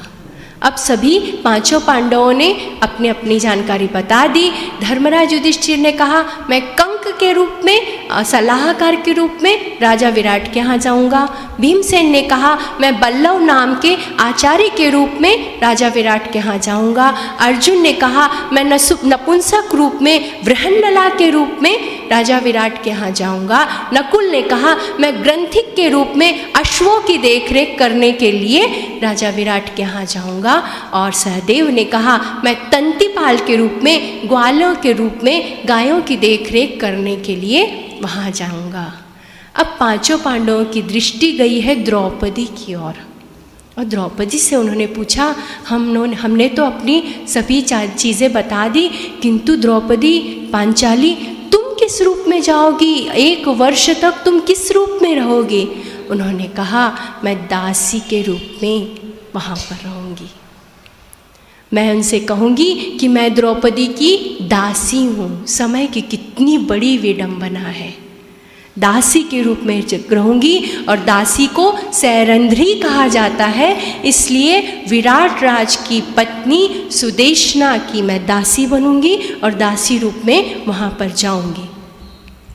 ये 5 पांडवों ने अपना अपना ये सब बात बताई, सब कुछ किया और सभी फिर ऋषि धौम्य ऋषि के पास आए, उन्हें प्रणाम किया और सभी जानकारी धौम्य ऋषि को दी है कि हम कहाँ जा रहे हैं। केवल पुरोहित, राज पुरोहित धौम्य ऋषि को वो उनको अपना गुरु मानते थे, सब कुछ मानते थे, ईश्वर के स्वरूप को वो मानते थे। जो बातें भगवान श्री कृष्ण को भी मालूम नहीं है वो उनके गुरु को मालूम है। उन्होंने बताया कि गुरु की महत्ता कितनी है, ईश्वर से भी श्रेष्ठ गुरु को बताया गया है। उन्होंने राज पुरोहित ऋषिवर धौम्य से बताया कि हम राजा विराट के यहाँ इस रूप में जा रहे हैं, समुचित जानकारी उन्हें दी है। धौम्य ऋषि ने कहा कि एक बात ध्यान देकर सुनो, तुम वहाँ पर राजा के यहाँ सेवक बनकर जा रहे हो, किसी राजा के सदस्य बनकर या राजकुमार बनकर जा नहीं रहे हो। सेवा करना बहुत कठिन होता है, अपनी जो पहचान है उसे छुपाना बहुत कठिन होता है। तुम सेवक के रूप में वहाँ जा रहे हो, इसलिए कितना भी संघर्ष आए मौन धारण करना। और एक बात ध्यान में रखना, राजा के किसी भी सगे संबंधियों से ज़्यादा बातें नहीं करना, उनके सगे संबंधियों से कोई ज़्यादा बातें नहीं करना। उनके सगे संबंधियों से हम क्या होते हैं, भावावेश में आके ऐसी जो मन की बात है मुंह से निकल जाती है और वो बातें उजागर हो जाती हैं। इसलिए सगे संबंधियों से बातें नहीं करना। और एक बात ध्यान में रखना, राजा को जो प्रिय नहीं है उनसे संबंध स्थापित नहीं करना। जिनको राजा जो चीज़ राजा नहीं चाहते ऐसा कोई भी कार्य वहाँ पर नहीं करना। ऐसा कहकर राजपुरोहित धौम्य ऋषि ने कहा, मैं तुम्हारी प्रतीक्षा करूँगा। पांडवों से कहा, तुम्हारा कल्याण हो, तुम्हारी अभीष्ट कार्य की सिद्धि हो, निश्चिंत होकर जाओ, सभी बातें स्मरण में रखना। विराट नगरी मत्स्य देश की राजधानी थी। पांडव द्रौपदी के साथ विराट नगरी की ओर अग्रसर हुए। जब वो जा रहे थे उनके सारे अस्त्र शस्त्र उनके साथ थे, कवच पहन के थे, सुसज्जित थे, क्योंकि वन में कोई शत्रु हमारा अहित न कर दे, इसलिए अस्त्र शस्त्र थे। मैंने कल भी बताया था गंधमादन पर्वत पर भी अर्जुन गया था तो उसका गांडीव धनुष उसके साथ था। अब अर्जुन ने कहा, भ्राताश्री हम जा तो रहे हैं राजा विराट के यहाँ, किंतु अपने ये अस्त्र शस्त्र कहाँ रखें? ये अस्त्र शस्त्र लेकर जाएंगे तो सभी हमें पहचान लेंगे, हम कहाँ रखें? धर्मराज युधिष्ठिर ने कहा, देखो समीप ही शमी का वृक्ष है, उस वृक्ष पर हम अस्त्र शस्त्र रख देंगे। और इतना बड़ा वृक्ष है, वो कहाँ पर है? शमशान के पास है, इस और ऊंचा भी है, तो वहाँ हम अगर अपना अस्त्र शस्त्र रख देंगे तो कोई वहाँ जाने का साहस नहीं करेगा। नकुल से कहा, वो बहुत सौंदर्यवान था, बहुत ज़्यादा शक्तिशाली, बलाढ्य नहीं था, फट से पेड़ पर चढ़ जाता था, फट से उतर जाता था। धर्मराज युधिष्ठिर ने कहा, नकुल चढ़ो पेड़ पर। और सभी शस्त्र रखने के बाद नकुल ने कहा, भ्राताश्री अर्जुन पहले अपना गांडीव धनुष मत देना, गांडीव धनुष दोगे तो वो पकड़ते साथ मैं वृक्ष से नीचे गिर जाऊंगा, इसलिए बाकी सबकी के अस्त्र शस्त्र दे दो, उसके बाद गांडीव धनुष देना। सभी के अस्त्र शस्त्र उन्होंने रख दिए हैं। गांडीव धनुष को बहुत पांचों ने सहायता करके ऊंचा किया। भीम ने कहा, अर्जुन सर को मैं एक हाथ से दे देता हूँ।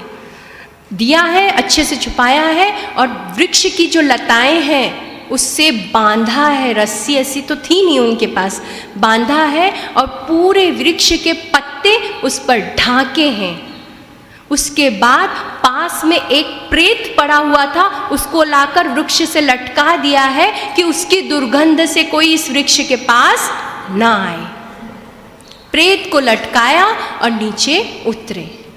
नीचे उतरने के बाद उन्होंने कहा है, द्रौपदी ने कहा, हमारे ये नाम तो होंगे किंतु हमारे में और एक गोपनीयता अवश्य होनी चाहिए।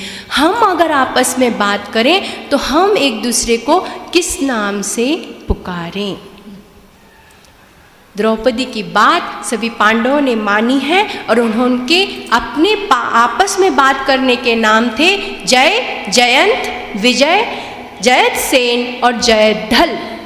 जय, जयंत, विजय, जयत सेन और जयद्रथ, ये पांचों पांडवों के नाम थे। द्रौपदी तो दासी थी, उसे सैरंध्री भी बुलाते तो वो आने वाली थी। उन्होंने कहा, ये 5 गोपनीय नाम हमारे आपस में वार्तालाप करने के लिए होंगे। ये नामों का उजागर हम अपनी किसी विपत्ति में ही करेंगे। और इस तरह सभी पांडवों ने नगर में प्रवेश किया। नगर में प्रवेश करने से पूर्व नगर के त्रिभुवनेश्वरी दुर्गा देवी के मंदिर में वो गए हैं। अगर हम किसी भी शुभ कार्य को करने के लिए जाते हैं, चाहे वो विवाह हो, चाहे जन्मदिवस हो, कुछ भी हो, अगर हम कुछ कार्य करने के लिए जाते हैं तो ईश्वर का आशीर्वाद अवश्य लेना चाहिए। भले ही भगवान यमराज ने उन्हें वरदान दे दिया हो, हम तुम्हें कोई नहीं पहचानेगा, उसके बाद भी उन्होंने कहा ईश्वर का नमन करना चाहिए। हमें शक्ति की आवश्यकता होगी, सहनशीलता की आवश्यकता होगी, सामर्थ्य की आवश्यकता होगी, इसलिए उन्होंने त्रिभुवनेश्वरी दुर्गा देवी का स्तवन किया है और दुर्गा देवी का स्तवन चातुर्मास में दुर्गा स्तोत्र के रूप में आता है, संस्कृत में वो है, और धर्मराज युधिष्ठिर के शब्द उसमें निहित है। दुर्गा स्तवन किया है, दुर्गा देवी प्रसन्न हो गई और उन्होंने कहा पांडवों से, तुम्हारी विजय हो, तुम्हारी अभिष्ट कार्य सिद्ध हो। फिर से उन्होंने कहा, भय था ना अज्ञातवास में, अगर 1 वर्ष पूर्व हमारी गोपनीयता उजागर हो गई तो फिर से हमको 12 वर्ष का वनवास मिलेगा और फिर से वही दुख भोगने पड़ेंगे। इसलिए वो गए। दुर्गा देवी ने कहा, निश्चिंत रहो, तुम्हारी विजय निश्चित है, भावी जीवन अत्यंत, तुम्हारी पूर्णता, तुम्हारी सभी मनोकामना पूर्ण होगी और तुम्हें 1 वर्ष तक कोई पहचान नहीं पाएगा, ये मैं तुम्हें वरदान देती हूँ। डाली पर बैठे हुए परिंदे को पता रहता है कि डाली कमज़ोर है, उसके बाद भी वो पक्षी, वो परिंदा डाली पर बैठता है, क्योंकि उसे डाली पर नहीं अपने पंखों पर भरोसा होता है। मुस्कुराना सीखना पड़ता है, अपने आप मुस्कुराना नहीं आता, मुस्कुराना सीखना पड़ता है। रोना तो पहला पैदा होते ही रोना आ जाता है। छोटे बच्चा जब होता है, जन्म लेता है, तो रोते हुए जन्म लेता है, उसको सिखाकर मुस्कुराना सिखाना पड़ता है। इसलिए अगर मुस्कुराना सिखाना पड़ता है, रोना तो पैदा होते ही हमें आ जाता है। इसलिए हम रोते हुए आए हैं, मुस्कुराते हुए संसार से हमें विदा लेना है। राजा विराट के यहाँ सभी पांडवों ने अपनी अपनी वेश में जाने का निर्णय लिया। सभी ने जैसे ही राजा विराट के नगर की सीमा में आ गए, देवी का स्तवन किया है और सभी ने एक दूसरे को प्रेम भरी दृष्टि से देखा है, एक दूसरे से गले मिले और उन्होंने कहा कि अब 1 वर्ष तक हम एक दूसरे से न जाने कब बात कर पाएंगे और न जाने कब बात नहीं कर पाएंगे। सभी ने एक दूसरे को प्रेम भरी दृष्टि से देखा और राजा विराट के यहाँ जाने का निर्णय लिया। किंतु उन्होंने ये निश्चित किया था, एक एक करके जाएंगे, एक साथ हम गए तो राजा विराट को संदेह हो जाएगा, इसलिए हम एक एक करके जाएंगे।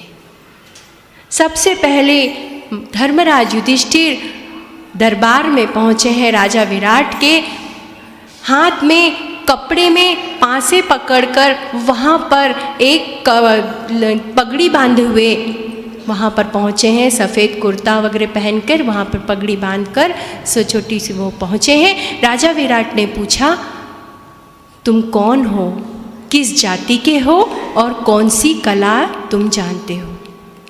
धर्मराज युधिष्ठिर ने कहा, महाराज विराट, मेरा नाम कंक है, मैं व्याघ्रपद गोत्र से हूँ और मैं पासे फेंकने की कला जानता हूँ। मैं एक ब्राह्मण हूँ, मेरा सब कुछ लुट गया है, इसलिए आप मुझे शरणागत दीजिए, अपने समीप रखिए। अच्छा देखिए, जिसमें सत्य होता है उसका मुख अत्यंत तेजस्वी होता है। राजा विराट ने उन्हें कहा कि निश्चिंत रूप से तुम मेरे आश्रय में आए हो, मेरे यहाँ आश्रय में आए हो तो तुम्हें मैं आश्रय देता हूँ।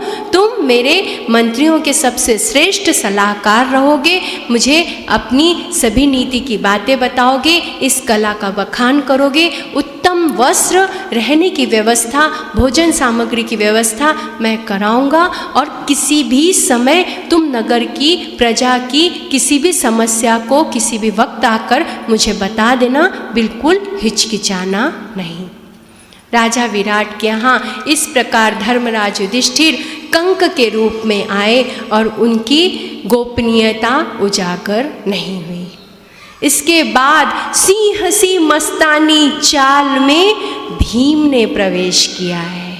हाथ में झारा, सराटा, चाकू ये सब लेकर आचार्य के रूप में प्रवेश किया। सिंह सी मस्तानी चाल, दिख तो रहा था आचार्य, लेकिन अलौकिक तेज उसमें से निकल रहा था, तेजस्वी बलाढ्य पुरुष वो दिख रहा था। उसने कहा, महाराज विराट आपकी जय हो, मैं रसोइया हूँ, पाक पाक कला में निपुण हूँ।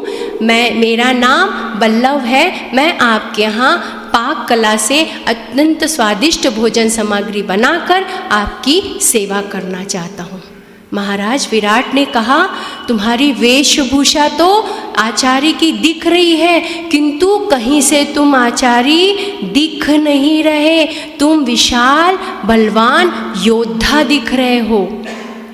बल्लभ ने मुस्कुराते हुए कहा, मेरे हाथ का खाना, मैं सत्य कहता हूँ, मेरे हाथ का खाना धर्मराज युधिष्ठिर ने खाया है। मैं धर्मराज युधिष्ठिर के यहाँ काम करता था और मैं सिंहों से और हाथियों से भी युद्ध करने की कला में निपुण हूँ। मैं आपका मनोरंजन करता रहूँगा। राजा विराट ने अत्यंत प्रसन्नता से कहा कि ठीक है, तुम मेरी पाकशाला के सभी रसोइयों में प्रधान रहोगे। आज से मैं तुम्हें पाकशाला में नियुक्त करता हूँ। और इस तरह भीम बल्लभ के रूप में राजा विराट के यहाँ उन्होंने प्रवेश किया। इसके बाद महाराज विराट की पत्नी सुदेशना द्वार महल में बैठी हुई थी, तो उसने देखा अत्यंत सौंदर्यवती रूपवती स्त्री दर दर भटक रही है। अपनी दासियों को बुलाया और उन्होंने उस स्त्री को बुलाया और उससे पूछा, तुम कौन हो? उसने कहा, मैं महारानी द्रौपदी की दासी थी। मेरा नाम सैरंध्री है और पांडव पता नहीं कहाँ चले गए। मैं अब काम ढूंढ रही हूँ। जो मुझे काम देगा उसके यहाँ मैं काम करूँगी। महारानी सुदेशना ने कहा, तुम तो बहुत सौंदर्यवती हो, तुम लक्ष्मी सी जान पड़ती हो। सच सच बताओ, तुम कोई अप्सरा, देवकन्या या इंद्राणी तो नहीं हो? अपूर्व सौंदर्य है तुम्हारे मुख पर। तुम तो दासियों की प्रधान ऐसे दिखती हो, दासियां तुम्हारी सेवा करें, ऐसा तुम्हारा रूप सौंदर्य है। तुम कोई अप्सरा, देवकन्या या इंद्राणी तो नहीं हो? द्रौपदी ने कहा, सैरंध्री ने कहा कि नहीं, मैं द्रौपदी की दासी हूँ और मैं केश सज्जा में अत्यंत निपुण हूँ। मल्लिका, उत्पल, कमल, चंपा के पुष्पों की केश रचना करने में अत्यंत निपुण हूँ। मैं आपकी केश सज्जा कर सकती हूँ। रानी सुदेशना ने कहा, तुम अत्यंत सौंदर्यवती हो, कहीं महाराज विराट का मन तुम पर ना आ जाए, मुझे संदेह है। सैरंध्री ने कहा, आप निश्चिंत रहिए महारानी, मेरे 5 गंधर्व पति हैं, वो मेरी सदैव रक्षा करते हैं, कोई मेरा कुछ भी अहित नहीं कर सकता। महारानी सुदेशना ने कहा, फिर निश्चिंत रहो, मैं तुम्हें अपने यहाँ मेरी दासी के रूप में तुम रहोगी, मेरी केश सज्जा करोगी। और इस प्रकार सैरंध्री के रूप में द्रौपदी ने महाराज विराट के यहाँ प्रवेश किया। अब श्रेष्ठ सौंदर्यवान पुरुष लेकिन स्त्री वेश में हाथी सी मस्तानी चाल चलते हुए महाराज विराट के सम्मुख प्रस्तुत हुआ। लंबे लंबे बाल, कानों में कुंडल, हाथ में कंकड़ पहने हुए सौंदर्यवान पुरुष तो दिख रहा है, किंतु स्त्री वेश में है। महाराज विराट ने कहा, कौन हो तुम? उसने बताया, मैं नपुंसक हूँ, मेरा नाम रहन्नला है और मैं आपके यहाँ आपकी पुत्री और अन्य राजघराने की कन्याओं को गायन कला, नृत्य कला सिखाने की इच्छा से आया हूँ। मैं महाराज युधिष्ठिर के यहाँ था, आप मुझे सेवा का मौका दीजिए। महाराज विराट ने कहा कि तुम नपुंसक हो, इस बात को प्रमाणित करना पड़ेगा, देखना पड़ेगा हमें। उसके बाद उन्होंने कहा कि जब ये बात प्रमाणित हो गई कि वास्तव में नपुंसक है, तो उन्होंने कहा कि सभी के सामने अपनी नृत्य कला और गायन कला पहले प्रस्तुत करो, उसके बाद हम तुम्हें नियुक्त करें या ना करें ये हमारे ऊपर निर्भर है। और रहन्नला रूपी अर्जुन ने खूब सुंदर नृत्य और गायन कला प्रस्तुत की है और रहन्नला को महाराज विराट ने उत्तरा के गृह में भेजा है। महाराज विराट की पुत्री थी उत्तरा और उनकी राजघराने की कन्याओं को नृत्य और गायन कला सिखाने के लिए अर्जुन को नियुक्त किया। इस प्रकार धर्मराज युधिष्ठिर, भीम, द्रौपदी, अर्जुन वहाँ पर नियुक्त हो गए। अब नकुल अश्वपाल के रूप में वहाँ पर उसने प्रवेश किया। जैसे ही उसने प्रवेश किया, महाराज विराट ने कहा, बताओ, अच्छा ये कुछ दिनों बाद ये गए हैं, एक साथ अगले दिन नहीं गए हैं, राजा को संदेह नहीं होना चाहिए। फिर गया है नकुल और उसने कहा, मैं अश्वों की देखरेख, अश्वों की जाति, अश्वों का सब कुछ ज्ञान मुझे है और मेरा नाम ग्रंथिक है। मैं महाराज युधिष्ठिर के यहाँ काम करता था, मेरा नाम ग्रंथिक है। मैं घोड़ों की जाति, उनकी औषधि, उनकी चिकित्सा का संपूर्ण ज्ञान रखता हूँ। महाराज विराट ने कहा, ठीक है, आज से तुम श्रेष्ठ अश्वपाल के रूप में मैं तुम्हें नियुक्त करता हूँ। सभी अश्वों की देखरेख, युद्ध में जो अश्व प्रयोग किए जाते हैं, रथों में जो अश्व है, जो निजी कामों में जो अश्व नियुक्त किए जाते हैं, वो सभी अश्वों की देखरेख, उनका समुचित कार्य की देखभाल का प्रधान मैं तुम्हें बनाता हूँ। इसके बाद राजा विराट के पास जितने भी घोड़े थे सभी उन्हें दिखाए और उन्होंने कहा, आज से तुम यहाँ पर नियुक्त हुए। अब सहदेव ग्वाले का वेश बनाकर उसी की भाषा में बोलता हुआ गौशाला के पास गया। जैसे ही वहाँ पर पहुँचा, राजा विराट वहाँ समीप पर ही खड़े थे। उन्हीं की भाषा में बोलते हुए, रोते हुए आया, मेरा सब कुछ लूट गया, बर्बाद हो गया, न जाने धर्मराज युधिष्ठिर कहाँ चले गए। उनके जाने के बाद मेरे पापी पेट का सवाल है, मेरा पोषण अब कौन करेगा, इसलिए मैं दुखियारा होकर आपकी सेवा में आया हूँ, मुझे शरण दीजिए। राजा विराट ने कहा कि अत्यंत तेजस्वी हो तुम किस कला को जानते हो? उसने कहा, मैं गायों की सेवा, उनकी जाति, उनकी सभी कुछ देखरेख, औषधि, चिकित्सा की परख रखता हूँ और यहाँ से 40 कोस तक कितनी गायें हैं उनकी देखरेख मैं कर सकता हूँ और गणना भी कर सकता हूँ। और मेरा नाम है तंतिपाल। और इस प्रकार सहदेव ने आकर तंतिपाल के रूप में राजा के यहाँ नियुक्त हो गया। राजा विराट ने कहा, मेरे पास असंख्य गायें हैं, मेरा पशुधन, मेरी संपत्ति है, 1 लाख गायें हैं और बैलों की भी उसने कहा था कि मुझे बैलों की भी परख है और मेरी पशुधन ही मेरी अद्वितीय संपत्ति है। सभी जाति के पशु हैं मेरे यहाँ, सभी प्रकार की गायें हैं, तो तुम उनकी उचित देखरेख करो। इस प्रकार कंक, बल्लव, बृहन्नला, सैरंध्री, ग्रंथिक और तंतिपाल के रूप में पांडव और द्रौपदी राजा विराट के यहाँ रहने लगे। सुखपूर्वक रहने लगे, निश्चिंतता से, सुख से उनके 10 महीने बीत गए। 1-2 महीने नहीं, 10 महीने अत्यंत सुख सुविधा से बीत गए। जैसे ही 11वां महीना लगा, अज्ञात वर्ष के केवल 2 माह शेष थे। सैरंध्री के रूप में द्रौपदी कार्य कर रही थी। उसी समय महारानी सुदेशना का भाई कीचक, जो महाराज विराट का सर्वश्रेष्ठ बलाढ़ सेनापति था, उसने वहाँ पर प्रवेश किया और कीचक की दृष्टि पड़ी है द्रौपदी की ओर। द्रौपदी को निहारता रहा, देखता रहा और जैसे ही वो वहाँ से चली गई, स्त्री के ऊपर पड़ने वाली कुदृष्टि स्त्री को समझ में आ जाती है, किसने मुझ पर कुदृष्टि डाली है। द्रौपदी सावध हो गई और उसी क्षण वहाँ से चली गई। कीचक ने अपनी बहन से पूछा, दीदी, अत्यंत रूपवती, सौंदर्यवती ये दासी, इसे तो मैंने पहले कभी नहीं देखा। महारानी सुदेशना ने कहा कि 10 महीने पूर्व ये दासी अभी आई है, किंतु अत्यंत सावध रहो, उसके 5 गंधर्व पति हैं जो उसकी हमेशा रक्षा करते हैं और मैंने उसकी रक्षा का उसे वचन दिया है।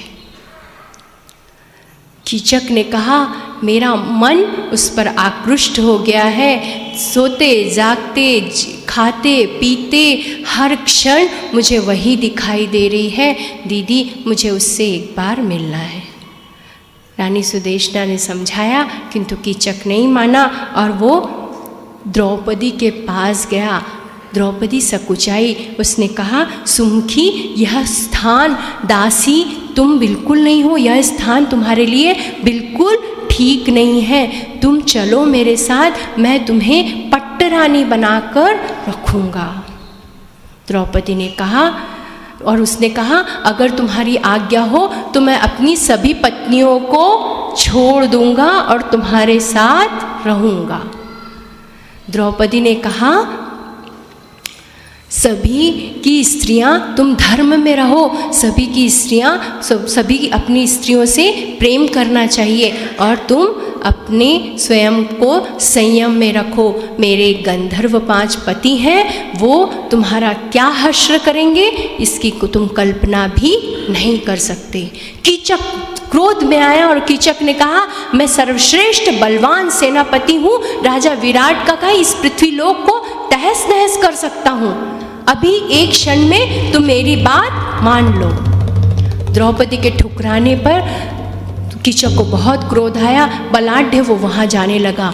द्रौपदी दौड़ी और द्रौपदी रानी सुदेशना के पास आई। उसने कहा, मुझे अस्वीकार्य है। और इस क्षण महारानी सुदेशना उनका वचन भूल गई। उसे ये लगा कि एक दासी मेरे भाई की अवहेलना कर रही है और उसे क्रोध आया। समय कैसी परीक्षा लेता है। श्रद्धा से ज्ञान मिलता है, नम्रता से मान मिलता है, योग्यता से स्थान मिलता है। श्रद्धा से ज्ञान मिलता है, नम्रता से मान मिलता है, योग्यता से स्थान मिलता है और इन तीनों के समन्वय से सम्मान मिलता है। समय बड़ा बलवान है, इसका आदर करना चाहिए। रानी सुदेशना को अपना अपमान लगा कि मेरे भाई की बात एक दासी नहीं मान रही है।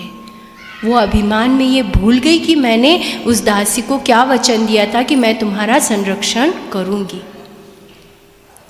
रानी सुदेशना ने कीचक को समझाया कि पूर्णिमा के दिन मैं तुम्हारे भवन में उसे भेज दूंगी, तुम उसे समझा बुझा लेना और अब तुम यहाँ से जाओ। रानी सुदेशना ने सैरंध्री को बुलाया और उससे पूर्णिमा के दिन उससे कहा कि मैं अत्यंत थकी हुई हूँ, ये स्वर्ण पात्र है, इसमें मदिरा ला के दो। कहाँ से? महाराज सेनापति कीचक के भवन से मदिरा ला के दो। सैरंध्री ने कहा कि महारानी आप किसी और दासी को भेज दीजिए। कीचक कैसा है, उसकी दृष्टि कैसी है, आप सब कुछ जानती है, मैं वहाँ पर नहीं जाऊँगी। महारानी सुदेशना ने कहा, सैरंध्री तुम एक दासी हो और तुम मेरे आज्ञा की अवहेलना कर रही हो, शीघ्र जाओ और मदिरा लेकर आओ। रोने लगी सैरंध्री। अपने सतीत्व की रक्षा के लिए ईश्वर को पुकारने लगी। सुवर्ण पात्र हाथ में दे दिया महारानी सुदेशना ने और वहाँ से वो निकली। कांप उठा रहा था उसका मन, कहाँ जा रही है, मौत के मुंह में खुद को भेज रही है, जा रही है। और जैसे ही उसने प्रवेश किया, कीचक उस पूर्णिमा के दिन का इंतज़ार कर रहा था, अत्यंत बेचैनी से प्रतीक्षा कर रहा था।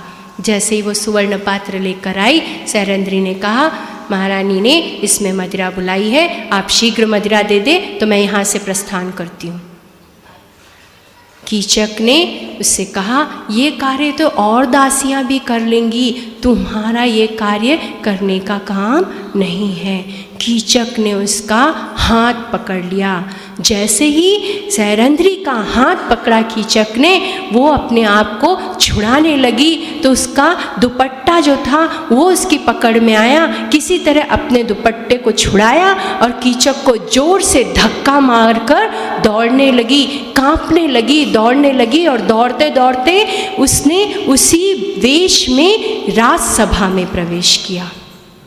और जैसे ही महाराज विराट के राजसभा में प्रवेश किया, राजा विराट ने कहा, कीचक दूर हो जाओ, ये महारानी महारानी सुदेशना की दासी है, स्पर्श मत करो इसे।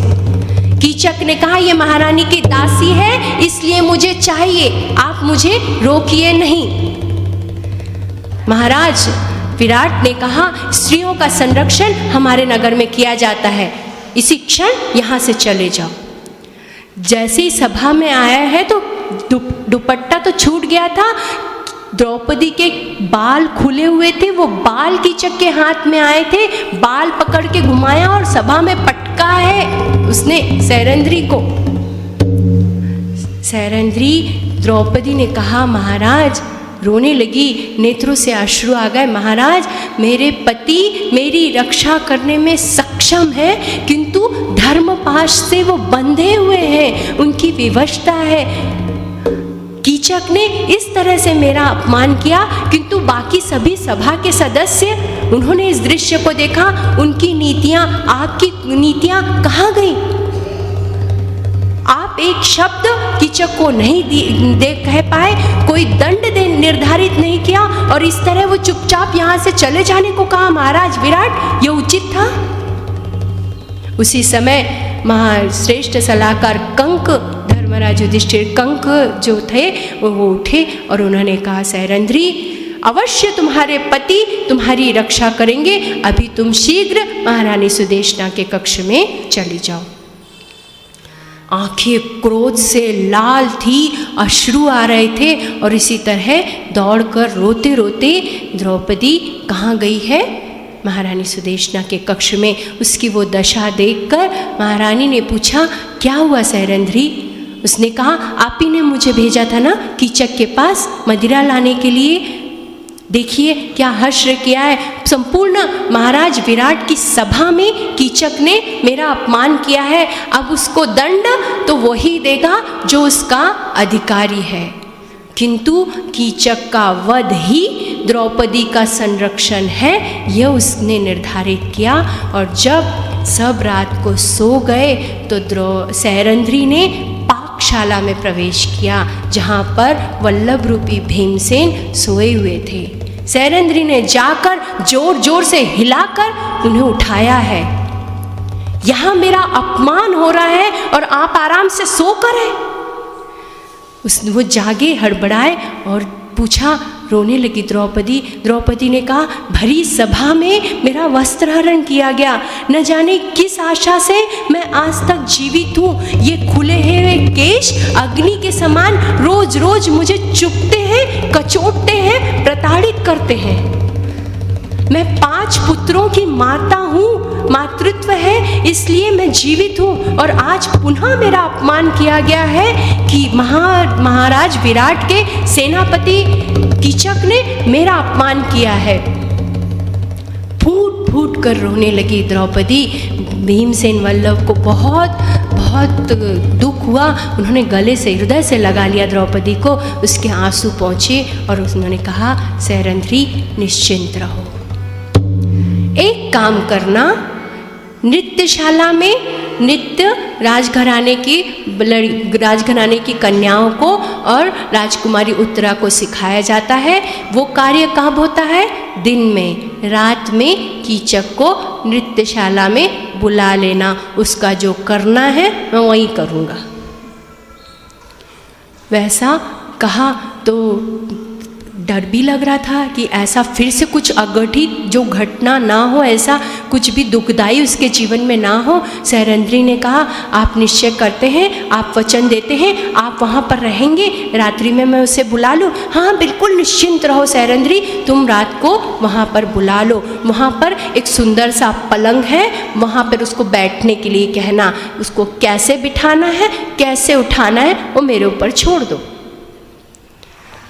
सैरंध्री ने कीचक को इशारे किए और उससे कहा कि नृत्यशाला में रात्रि में मिलो।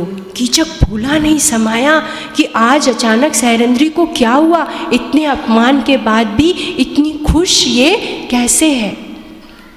और उसी समय कीचक अपने खूब सारे जेवर मौल्यवान आभूषण, हाथों में गजरा और पता नहीं सुगंधित तेल सब लगाकर रात्रि में वहाँ पर आया है दिव्य पलंग के पास। और उसने कहा कि सैरंध्री, ये सोने का वक्त नहीं है, ये तो सपनों में जीने का वक्त है। उसी क्षण भीमसेन उठे, सपने तो मैं तुझे अभी दिखाता हूँ और कैसे जीना चाहिए और क्या करना चाहिए वो भी मैं तुझे बताता हूँ। भीमसेन ने कीचक को उठाया। कीचक अत्यंत शक्तिशाली था, बलवान था, दोनों में बाहु युद्ध हुआ है। किंतु बल से ही कुछ नहीं होता, अगर सत्य नहीं है, शक्ति नहीं है, पुण्य नहीं है तो बल क्षीण हो जाता है। हम में अगर अधर्म है, कुविचार है, किसी के प्रति घृणा है, किसी के प्रति लोभ है, कुदृष्टि है, तो वहीं वो बल क्षीण हो जाता है। भीमसेन ने उसको उठाया है, गोल गोल घुमाया है, इतनी जोर से पटका है कि कीचक के टुकड़े टुकड़े हो गए। और उस दशा को देखकर सैरंध्री को परम संतोष हुआ है। इस दशा को देखो, क्योंकि वो क्षत्रिय थी, याज्ञ से नहीं थी, यज्ञ से, अग्नि से उत्पन्न हुई थी। उसे परम संतोष हुआ और उसने, भीमसेन ने कहा, जो पांचाली पर कुदृष्टि डालेगा उसकी यही दशा होगी। वैसे ही सैरंध्री बाहर आई, भागी और उसने द्वारपालों से कहा कि देखो, मेरे गंधर्वपति ने कीचक का हश्र कर दिया है, जो मेरे ऊपर कुदृष्टि डालेगा उसका भी यही हश्र होगा। द्वार के सभी सैनिक, सेनापति आए हैं दौड़कर, उन्होंने देखा है कीचक के टुकड़े टुकड़े हो गए हैं, शरीर का एक भाग एक स्थान पर, दूसरा भाग दूसरे स्थान पर है। और वो आए और उसी समय दौड़कर राजा विराट के यहाँ गए। कीचक के बाकी के बंधु वगैरह जो थे वो वहाँ पर आए और उन्हें यह ज्ञात हुआ कि सैरंध्री के कारण कीचक की ये दशा हुई है। उन्होंने महाराज विराट से कहा कि कीचक के साथ साथ, कीचक के शव के साथ सैरंध्री को भी जला दो, इसको भी जला दो, इसके कारण ही हमारे भाई की यह दशा हुई है। महाराज विराट महाबलाढ्य था कीचक, उसकी शक्ति से ही महाराज विराट के यहाँ इतनी शक्ति थी, सब कुछ था। महाराज विराट चुप रहे, शांत रहे, उन्हें कुछ भी समझ में नहीं आया। अपने बंधु कीचक के जो भाई थे वो जबरदस्ती सैरंध्री को रथ में बिठाकर शमशान की ओर ले जाने लगे। सैरंध्री चिल्लाई, जय जयंत, विजय, जयसेन, जयदल, जल्दी आओ, मेरी सहायता करो। और उसी क्षण चिल्लाते हुए भीमसेन वहाँ पर आए और उन्होंने जो हश्र कीचक का किया था उनके भाइयों का भी कर दिया। ये सारी घटनाएं रात्रि में हुई है। महाराज विराट के अमात्य, उच्च वर्गीय सभी मंत्री, उन्होंने कहा कि अब हमारी जो गति है वो हम असहाय हो गए हैं, हमारी शक्ति क्षीण हो गई है, अब तो महाराज कीचक नहीं रहे और बंधु बांधवों की हुई है। नगर के नागरिक जो थे सुबह जब अपने कार्य के लिए निकले तो शमशान का वो भीषण दृश्य देखकर कांप उठे। महाराज विराट ने महारानी सुदेशना से कहा कि शीघ्र सैरंध्री को अपने जहाँ जाना है वहाँ जाने के लिए कहो, अब वो राजमहल में नहीं रह सकती। महारानी सुदेशना ने कहा कि तुम जा सकती हो सैरंध्री। उसी समय सैरंध्री ने कहा, केवल 13 दिन तक मुझे आप अपने यहाँ पर रहने दीजिए, उसके बाद मैं स्वयं ही चली जाऊँगी और आपके यहाँ का मैंने अन्न खाया है, आपका हित करे बगैर मैं यहाँ से नहीं जाऊँगी। 13 दिनों तक मुझे यहाँ पर रहने लगे। यहाँ पर अज्ञातवास में रहते रहते 12वां वर्ष का के कुछ दिन बचे हुए थे। दुर्योधन गुप्तचरों को भेज कर थक गया था, कहीं से कुछ भी समाचार नहीं मिला तो दुर्योधन अत्यंत विचलित था। उसने कहा कि अब अगर पांडव नहीं मिलते हैं तो फिर से मुझे मेरा राज्य देना पड़ेगा। किंतु उसी समय एक शुभ समाचार मिला। विराट नरेश महाराज के बलाढ्य सेनापति कीचक का वध हो चुका है। दुर्योधन को संशय आया कि कीचक का वध कोई साधारण मनुष्य नहीं कर सकता, और उसी समय दुर्योधन विचार करने लगा। अज्ञातवास का कुछ भी उसे ज्ञात नहीं हुआ था। त्रिमर्त देश के राजा सुशर्मा उसी समय वहाँ पर आए। वो दुर्योधन के मित्र थे, हितैषी थे। उसने कहा कि कीचक ने मुझे बहुत परेशान किया था, बहुत तंग किया था, बहुत हानि पहुँचाई थी। अब कीचक वध के बाद राजा विराट की शक्ति क्षीण हो गई है, हमें उन पर आक्रमण करना चाहिए। और जैसे ही उसने ऐसा कहा, दुर्योधन ने कहा कि राजा सुशर्मा आप पहले आक्रमण करिए, उसके बाद हमारी सेना कूच करेगी। राजा विराट के यहाँ 1 लाख गायें हैं, अमूल्य पशुधन संपत्ति है, हमें पहले वहाँ से उनका जो गोधन है वो लेना चाहिए। विराट नगर के अंतर पे ही एक गौशाला थी और पशुधन राजा विराट का भूषण था। गौशाला पर राजा विराट के सुशर्मा की सेना ने हमला किया और उसी समय गौशाला का प्रधान दौड़ कर आया और उसने राजा विराट को ये सूचना दी कि राजा विराट, गौशाला में सैनिकों ने आक्रमण कर लिया है, राजा सुशर्मा ने आक्रमण किया है। विराट राजा के भाई थे शतानिक। उन्होंने, राजा विराट ने शतानिक से कहा कि हमारे अतिरिक्त कंक, बल्लव और तंतिपाल और ग्रंथिक ये भी विशाल योद्धा हैं, शक्तिशाली हैं, बलाढ्य हैं, उन्हें भी अस्त्र शस्त्र देकर हमें उन्हें अपने साथ लेना चाहिए, ऐसा उन्होंने कहा। और इन सभी को तैयार किया और इन सभी ने कहाँ प्रस्थान किया है? गौशाला की ओर। और जैसे ही गौशाला की ओर इन्होंने प्रस्थान किया, दुर्योधन ने राजा विराट की नगरी पर आक्रमण कर दिया। अपने ज्येष्ठ श्रेष्ठ योद्धाओं के साथ राजा विराट की नगरी पर आक्रमण किया।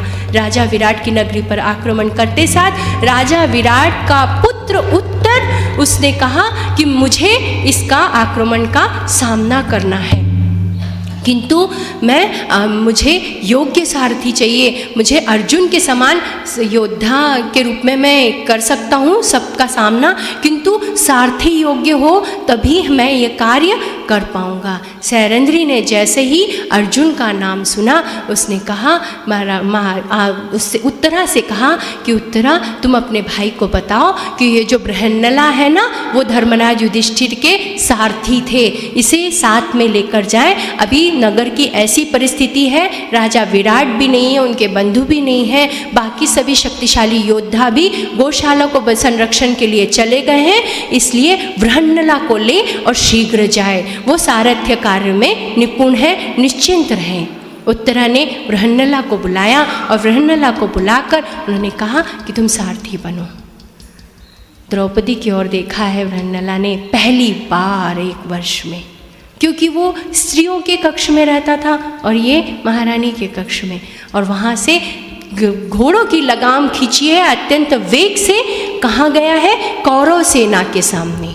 राजकुमार उत्तर अत्यंत छोटे थे, आयु में छोटे थे, किंतु क्षत्रिय थे, शस्त्र अस्त्र लेकर वो वहाँ पर गए। और जैसे ही वहाँ पर उन्होंने देखा भीष्म पितामह, कृपाचार्य, द्रोणाचार्य, इतने बलाढ्य लोग हैं, उत्तर ने कहा, सारथी रथ वापस ले लो, मुझे युद्ध नहीं करना। सारथी ने समझाया, बृहन्नला ने समझाया, धर्म से मुख मोड़ लेना, युद्ध का सामना नहीं करना, ये कायरों के लक्षण है, क्षत्रिय का धर्म नहीं है, इस तरह मैं ये रथ को वापस नहीं ले सकता। उत्तर ने कहा, मेरे प्राण बचेंगे तो सब कुछ बचेगा, तुम वापस लो, मैं तुम्हें आदेश देता हूँ, रथ वापस लो। राजकुमार, यह गलत होगा, इतना सब सामना न करते हुए, सामना करके परास्त होने में ही एक क्षत्रिय का धर्म है, क्षत्रिय की लाज है, इस तरह कायरों की तरह वापस मत लो।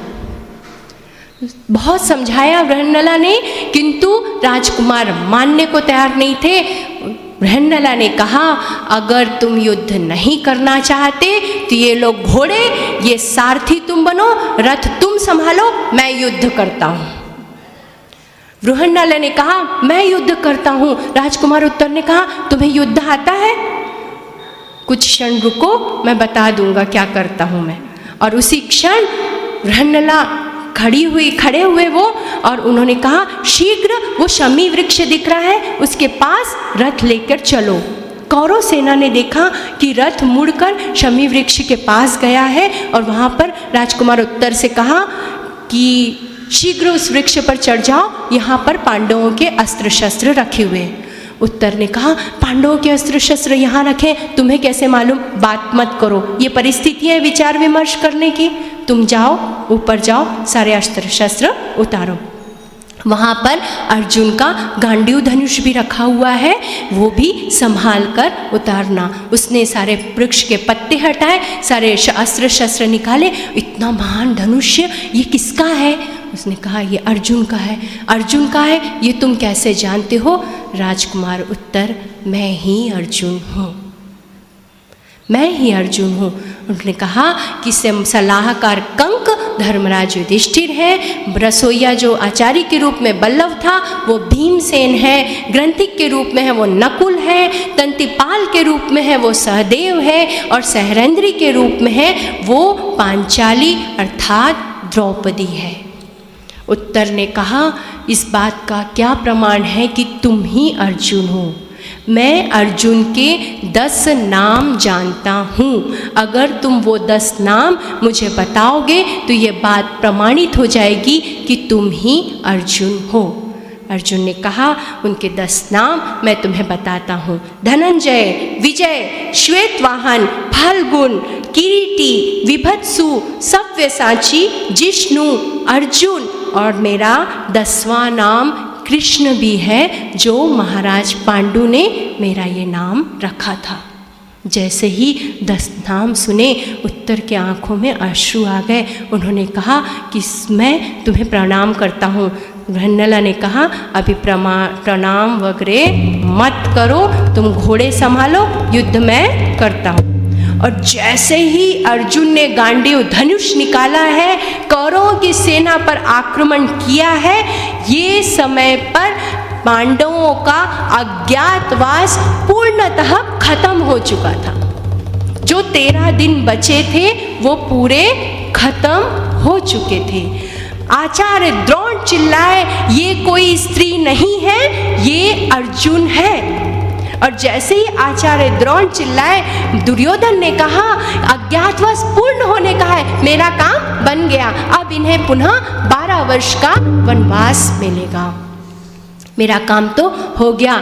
अर्जुन ने निकला है, बाणों की वर्षा की है, और एक क्षण में कृपाचार्य, भीष्म पितामह, आचार्य द्रोण, अश्वत्थामा, कर्ण सभी को परास्त कर दिया, कौरव सेना को परास्त कर दिया। कौरव सेना वहाँ से निकल गई और शीघ्र ही विजय के साथ बृहन्नला ने कहा कि अब रथ विराट नगरी की ओर लेके चलो।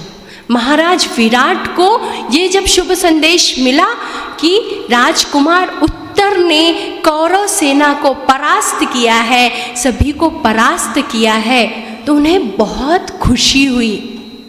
देखिए, किसी और की प्रशंसा, किसी और के कार्यों की प्रशंसा का श्रेय स्वयं कभी मत लेना। स्वयं हम अगर किसी और के कार्य की प्रशंसा का श्रेय लेते हैं तो दुखदायी होता है। जैसे ही राजकुमार उत्तर ने प्रवेश किया, महाराज विराट ने उसे गले लगा लिया और राजकुमार उत्तर ने कहा ये मैंने नहीं किया पिताश्री, ये एक देव कुमार ने किया है। वो कहाँ है? 2 दिन के अंदर वो सब आ जाएंगे, आज सारा वेद खुल जाएगा।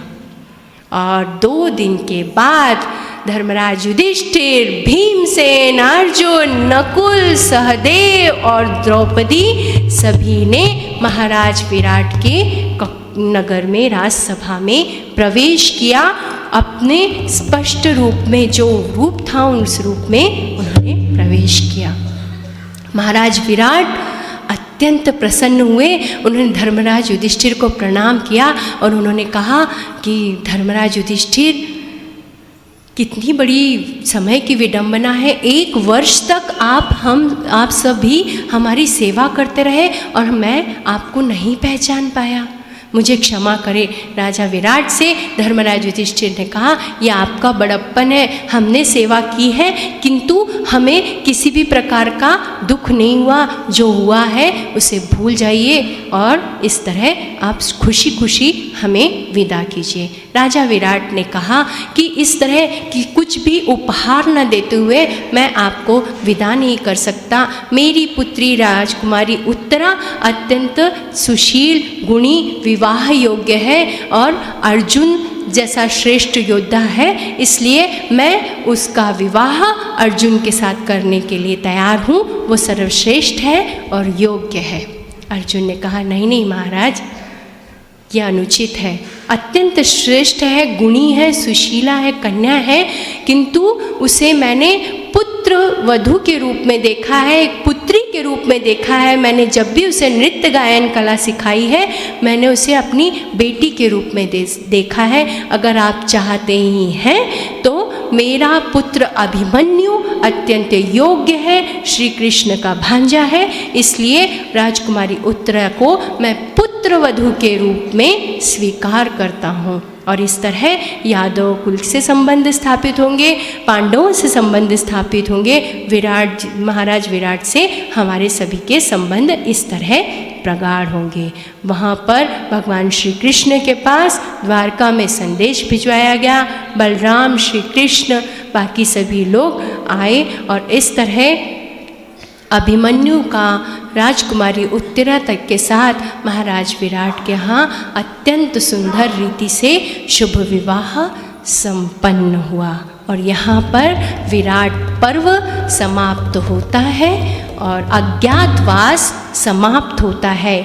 नीति से, धर्म से, कुशलता से, सत्य से, धैर्य से, शौर्य से पांडवों ने अपना अज्ञातवास पूर्ण किया है, किंतु उसके बाद भी क्या हुआ, अत्यंत महत्वपूर्ण प्रसंग है कल का, जिसमें भगवद गीता का उदय होगा। कल का 6वां दिन है ना, कल भगवद गीता का उदय होगा। महाभारत ही भगवद गीता का जन्म कराता है, इसलिए भगवद गीता अत्यंत सुंदर है। इतनी दिव्यता से उसके सारे अध्यायों का श्रवण हम नहीं कर सकते, किंतु उसमें जो मुख्य तत्व हैं, जो जानने योग्य बातें हैं, उन सभी बातों का उल्लेख होगा। दुर्योधन माना, नहीं माना, क्या हुआ पांडवों के साथ, इन सभी बातों की कथा का उल्लेख कल की कथा में होगा। और यहाँ पर पांडवों का अज्ञातवास समाप्त हुआ है। क्या हुआ आगे वो सारी कथाएं कल की कथा में श्रवण करेंगे।